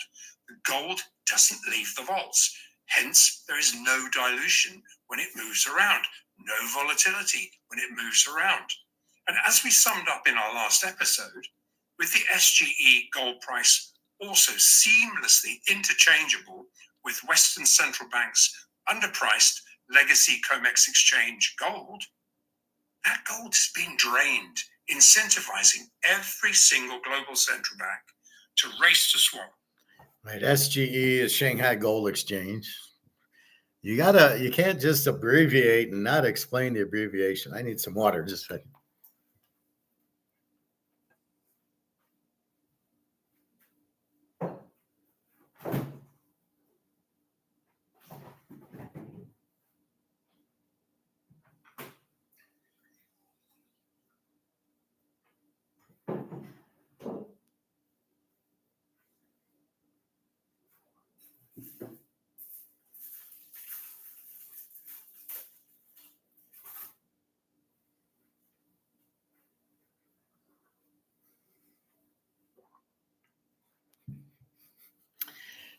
Sorry about that.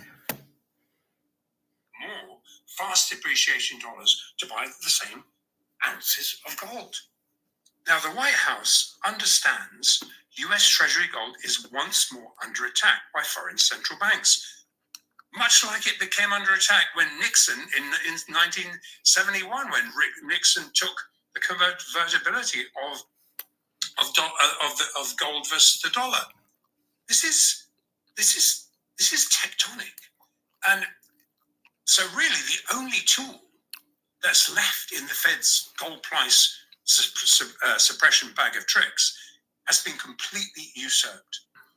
If those prices do not begin to reflect a real physical supply-demand price, every single ounce is going to get drained.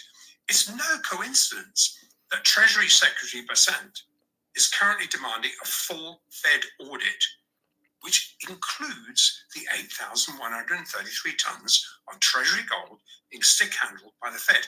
Now, talked about it a long time ago. It's gone off. It seems to have disappeared under the radar, what was going on. It's on the front burner. Even Bloomberg was talking about that this morning. So it is on the front burner. This would be the first full audit, trusted audit, that would fully inspect all of the vaults, but it was also uncover the extent of double ownership claims on US Treasury gold. Bearing in mind, a lot of it was lent out. Now, this has to be concluded before the US gold GRA account, the gold revaluation account, can be marked from $42 or 8 billion, which is current prices, now verging on at real market value at $1 trillion. So 8 billion to $1 trillion in a click of the mouse. Now, obviously, this revaluation process itself would drive gold significantly higher than current prices. And that would provide a healthy buffer when it's revalued. Now, if the White House does not move to revalue soon, there won't be enough bullion to meet delivery obligations, which risks triggering a force majeure condition, in turn driving global prices into a bid-only condition, forcing the Fed to become a price taker at much, much higher prices. Now, they can print their way out of it, but it's going to drive the price higher. And as we previously assessed, at best expectation, the optimum time to revalue gold would be directly after the COMEX December futures contract runs off the board at first notice day. Now, first notice requires all long or short derivative bets to either pay up or stand to deliver on the 28th of November.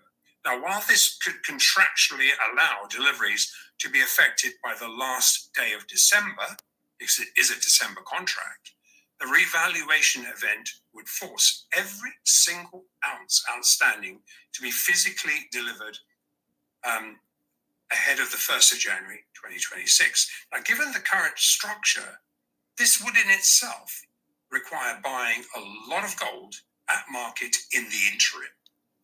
Well, Andrew, thanks a lot for that. It makes a lot of sense here. We also had, by the way, this week, a lot of subscriber questions that are asking what we should expect in the very short term here.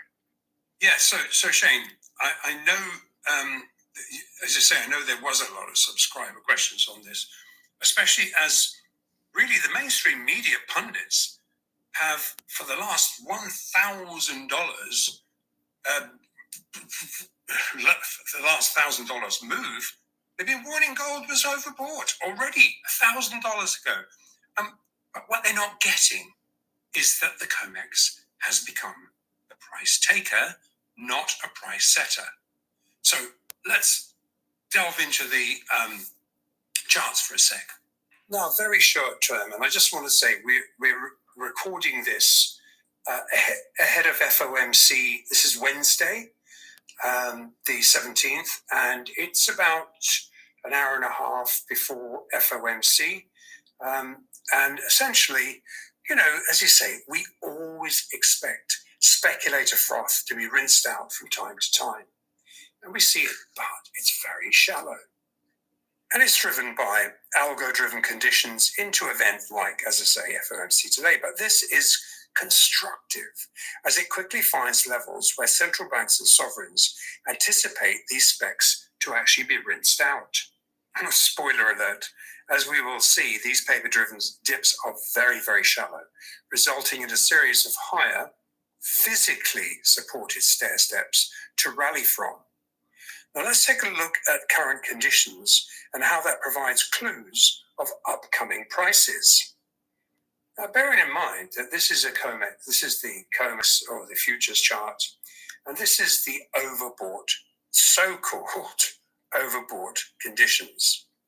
Now, as I say, the legacy actors operating in so-called overbought market conditions have been unable to rig historical wash and rinse cycles, and they've been forced to become price takers step by step by step, and even more so now.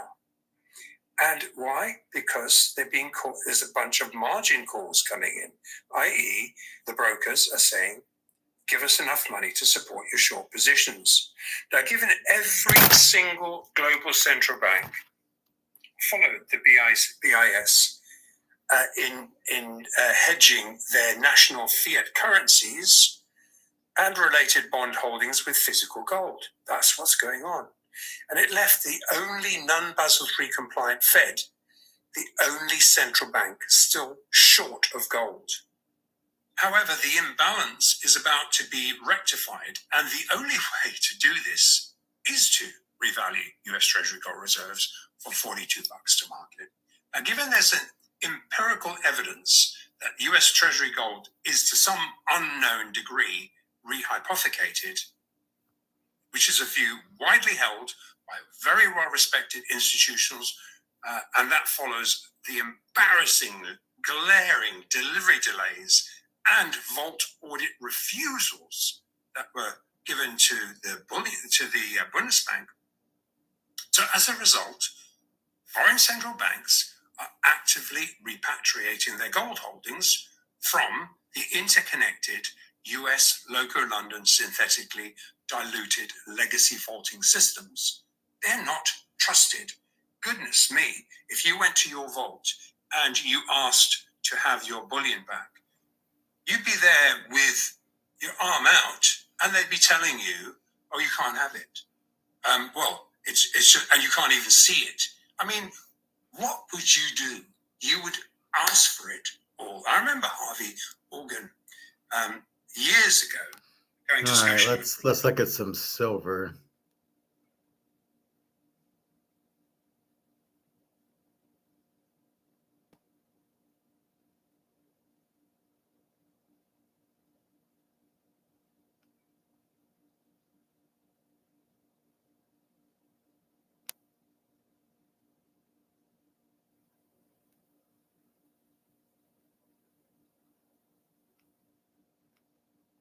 joining in the upcoming gold price appreciation upswell, getting on board what all the other central banks are doing, enjoying, relishing a rising gold price. If they don't do this willingly, the gold price will easily exceed $10,000 to $20,000 per ounce before any form of equilibrium is reached. The incentive is now. US reserves are at their lowest levels in 90 years. Now, this divergence will force the White House to revalue gold. Now, currently, the value of US gold reserves is about 2% of Treasury outstanding, compared to roughly 17% in the 1970s and actually close to 40% in the 1940s. Now, at 17%, it places gold at around $25,000. At 40%, $50,000 an ounce. Now, I'm not saying that is,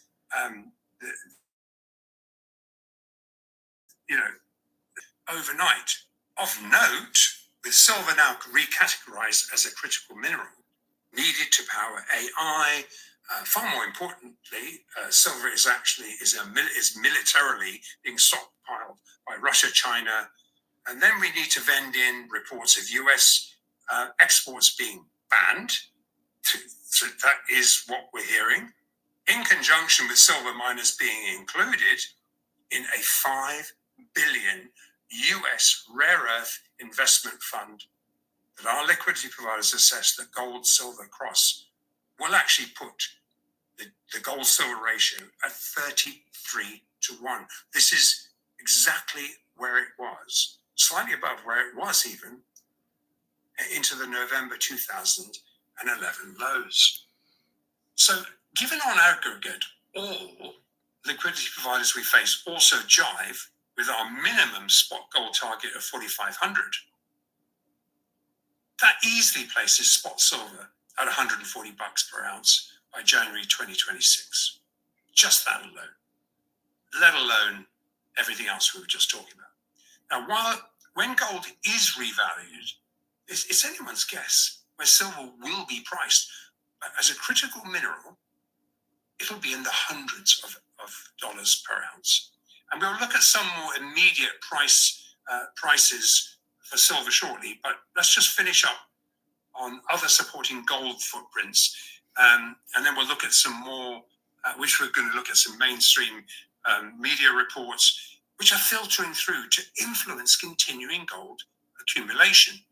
Yes, that will inspire some speculators, and they will be rinsed, but it is actually now becoming a major gold. People are recognizing gold as an asset class, and it's underinvested.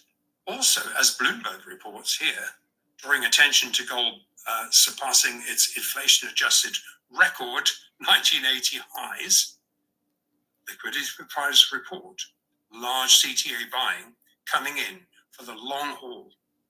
This ETF buying is only just beginning.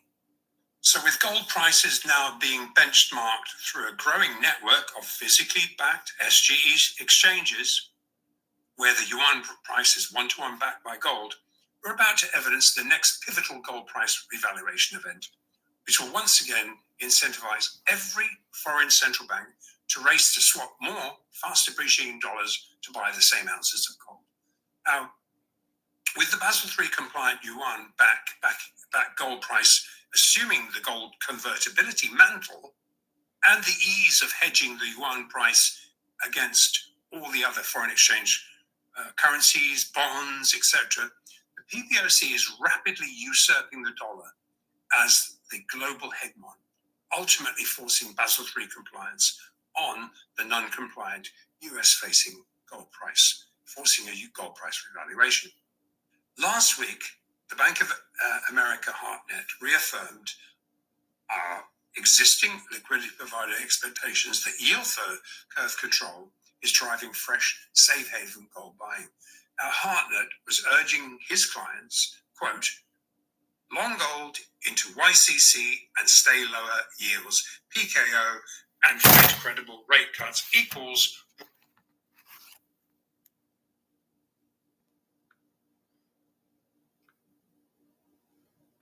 broadening of stock market on bond sensitives, biotech REITs, and small cap. Talking about going long gold. Also updated this week, he notes, quote, the noisy gold bull will rise further. Also, HeartNet adds weight to our assertions of an inevitable revaluation of gold reserves, etc. All right, Andrew, you just touched on my favorite topic a while back there with silver and why it's going to keep on rising into the end of the year and even beyond. Now, to answer some more subscriber questions, what are you seeing for silver in the shorter term? Well, thanks for that. Yes, good question. And it is a very popular question. So let's jump in on the charts here. Looking at the shorter term action, silver has broken out and it's game on. Magnetic for interim consolidation at $53. And this is leading the way higher, also leading the way higher for gold. Now, we looked at this monthly chart last time, noting the very large COMEX spot short stops that are populated at 44,275. That was the August 2011 levels.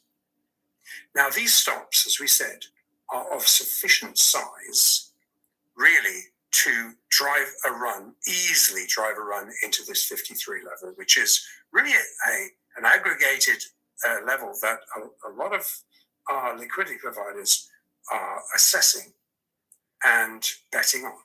This just being the next staging post. So you can see how we circled this, I think, a few weeks ago, and slowly, each of these circles have got filled. And now we expect these stops to get tackled. And once they do get tackled, there's a massive amount of short covering, and i.e. margin calls and buying back silver when there is no above ground supply at current prices. So the US has come out of the gate with with no silver reserves, categorically no silver reserves, which will mean they're going to obviously heavily sanction or ban US silver exports as they seek to build stocks. However, in addition to unallocated gold bets, the Fed has also accrued a very large naked short unallocated OCC FX silver position, which will now come into Russia and Beijing's crosshairs. Well, it already is. The White House mandate to buy silver will drive another inflection point, forcing the Fed to also buy back these unallocated bets into higher prices. Now, LPs assess a realistic $140 silver price is on the cards. That is realistic. Now, we've looked at the short-term stuff, but that is a realistic price. Interesting mainstream appetite is now percolating through. We see silver and AI. We see the demand for that and the need to buy it, that ETFs are buying. I mean, this is all mainstream stuff. Silver non-commercials are forced to buy, but they're nowhere near overbought. And speaking of technically overbought, we see the same as we see in gold. COMEX actors have become price takers, with the cost to borrow silver spiking now to all-time highs. So we view fallbacks as extremely viable. They've never been so viable. So the exchange for physical, the basis spreads are also contracting in both gold and silver futures to spot. It indicates the physical markets are forcing COMEX to become price takers, and nearby higher rally stair steps are nearby. And it also indicates that a lot of the shorts have been chased out. So here we are with a foothold, one further stair step higher. This time with every single central bank, bullion bank, sovereign and institutional buyer divesting dollars into gold and silver. And it asks the one question that faces physical stackers. Why wait?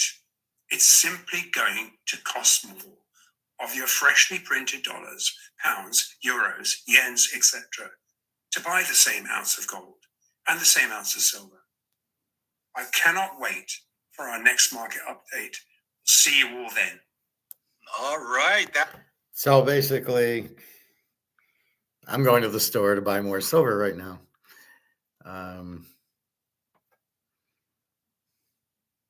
I don't like these when the guy says $250 silver, 4 weeks left. He doesn't know the date. That's ridiculous.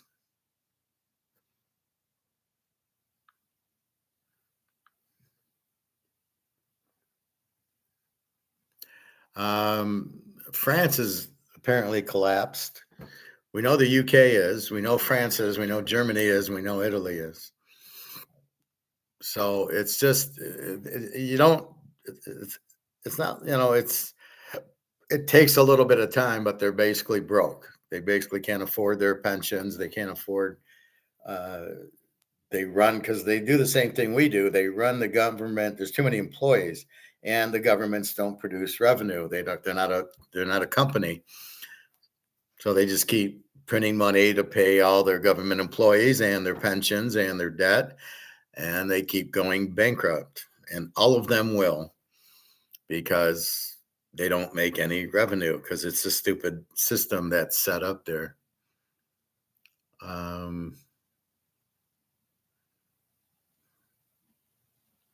So we showed this yesterday. Disney World attendance is down. 6 million tourists gone from Florida. Nobody's coming here, mostly because Canada's broke and they're coming. A lot of what went to Vegas, Vegas is over, is because she's saying, well, the Canadians aren't coming. Well, neither are the Americans. And it's basically price. If you make things more expensive over market, nobody's going to buy it. $20 steaks, nobody's going to buy it. And she's going to be crying, oh, nobody's buying our steaks because it's too expensive. You're killing our dollar. You're killing our, so we have less money, and then you want to raise prices. Well, we don't have money to go with these new prices. Now we're fighting it by buying gold and silver, allows us to keep up with this bullshit inflation that you idiots are doing by printing the money to death because you're too stupid to understand. You can't. You've got to make cuts. You've got to produce revenue, which they can't do. And then their whole game is, well, we'll tax you. That's how we'll get more revenue in. No, that doesn't work. And you need to figure out to cut. You basically need to cut spending. So if you're running your household and you have too much expense and you're not making enough money, you got to cut your expense off or get a second job or something. Let's see. We watched. So France is gone. We watched the alligator yesterday. America's in a debt trap. Massive inflation is unavoidable. Well, again, inflation is money printing, which they don't know. They keep thinking it's prices. It's money printing. That's basically what you have here going on all over the world, which then the demand for gold and silver goes up as people start to understand the dollar's worthless. Then they understand they only like both gold and silver. It's not the Swiss franc or the British pound. There's not Bitcoin, because Bitcoin's backed by dollar. People are running into the stock market as a hedge. That's not going to help you. And people are running into Bitcoin, or people were buying houses as investments, which doesn't work. The only thing that works is gold and mantle cards. Otherwise, that's it. You cannot do it with, I'm going to buy stocks and that'll go up, or I'll buy Bitcoin and it'll go to 200,000. Well, why will it go up? I don't know. But or a house, I'll buy 5 houses and I'll use that as an investment. That doesn't work. The housing market's supply and demand. But when you have inflation, you have higher interest rates, which pushes the cost of the house higher, which people can't afford. So again, you're over market. And because you're over market, you can't raise the price. You have to lower the price. If you put ketchup at $10 a bottle, you're not going to sell any. So you have to lower the price to match your market. Well, in housing, people can't afford 500,000, especially with the dollar losing value and interest rates going up. You got to lower it down to the market. You got to it's always find the market. In the housing market, it might have been 400. Now it's down to 200. That's it. You've got to sell here. If you got a house and you're trying to sell it here, there's nobody home. We're all down here. You've got to get to the market. This is critical in everything you do, is finding the market. If it's hiring somebody, if it's selling a car or buying a house, stocks, gold, silver, whatever it is, it's what's the market. And the market for gold is up here and COMEX is there. It's the only thing where we're not in a bubble. The stock price is here. The value of Microsoft or these Apple, Amazon is here, but the price is selling here. This is the problem with the stock market. You're not where the value's at, right? Same thing with houses. it's about here and you're up here. And this is what a bubble is, right? Stocks are over the market, and the house is over the market, and the real estate's over the market. But not with gold. Gold, it's reversed. The market's here and you're down here, and silver. And that's why we go into it.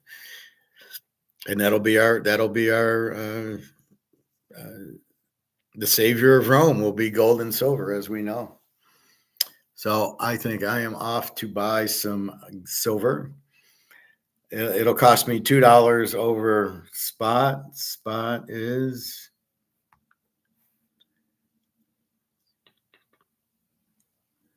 Spot's 42.68. So for roughly 44.68, I can go buy. I need about 8 ounces of gold to get to 700, and then here we're at 36,672 for gold. I've shot my load on gold, so I'm pretty much I'm basically at the point of I've done my buying 3-4 years ago, and now I'm just watching and having fun watching the price go up. Really, that's all I'm doing. I heard somebody say, well, we shouldn't work anymore. We should just invest. What kind of idiot is that? Especially if you're going to invest in stocks and Bitcoin, you got to be out of your mind. Gold, at least, is so undervalued that you could possibly do that. That's the only way you're going to retire is with gold and silver. You're not going to retire on Bitcoin or stocks. They're both going to crash because they're way overvalued. And they're valued in dollars, which has no value. Anything valued in dollars goes to zero because the dollar is worthless because they're printing it too much. You keep printing it and you lose the value. It's worthless. And it's as simple as that. And that's what's going on. So you either buy the gold and silver, or you either get out of dollars or you're going to zero. Your house will go to zero.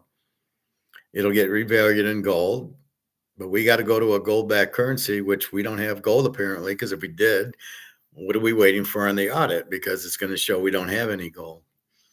So that takes care of your currency. So what are you going to use for dollars? You can't use stable coin. You can't use digital. Digital is not an answer to save this. This is printed with no backing. It's worthless. Digital is still no backing, and it's still worthless. So Bitcoin's worthless. Stable coins are worthless. Only backed by gold and silver are the only things to value. And that's it. That's all you can do. And if you don't have gold and silver, you can't back it with stable coin. And it's funny how stable coins will be backed by the dollar. Oh yeah, the dollar's worthless, so stable coin's worthless. Don't ever forget that. And teach your kids so they'll know what to do. But you want the gold and silver because they can't be printed and they can't lose their value. And it's just a matter of time. And they'll go up and up and up because it's the only solution. That's it. There's no other solution. All right, your free play. Take Michigan, Nebraska under, and take Dallas as a dog to the Bears, or even if you're laying a half, then you get 5.5. You're fine. Dallas should win the game straight out. Dak Prescott, Chicago looks terrible. Ben Johnson's in over his head. This is just because they're good offensive coordinators does not make them good head coaches. A good head coach is somebody who's been a head coach before and they've proven their worth. And very few of these, that's why so many coaches lose their job. You're taking coordinators who are not ready to be a head coach. You're making them head coaches. They're in over their heads. They lose. Look at this guy McDaniels on Miami. Why is he still there? He's terrible. He'll be fired. This McDermott at Buffalo's okay. Harbaugh should be fired at Baltimore. He's an idiot. But most of them, like Sean Payton, has been there. He's won a Super Bowl. He's a good, competent coach. Yeah, that's what you're looking for. So that's really what happens. So again, we read the coaches. We see these guys stink. and they're not going to, most of them will be fired again. The Jacksonville, the Houston, maybe not the Houston so quickly, but the Indy, the Tennessee, all these coaches will be fired. You fire Vrabel, okay, him I don't mind picking up, but they need a quarterback there. Anyway, so that's what we look at. So again, 4 locks and pros, big college slate I got, big pro slate I got. It should be a very big weekend. www.teaserking.com. And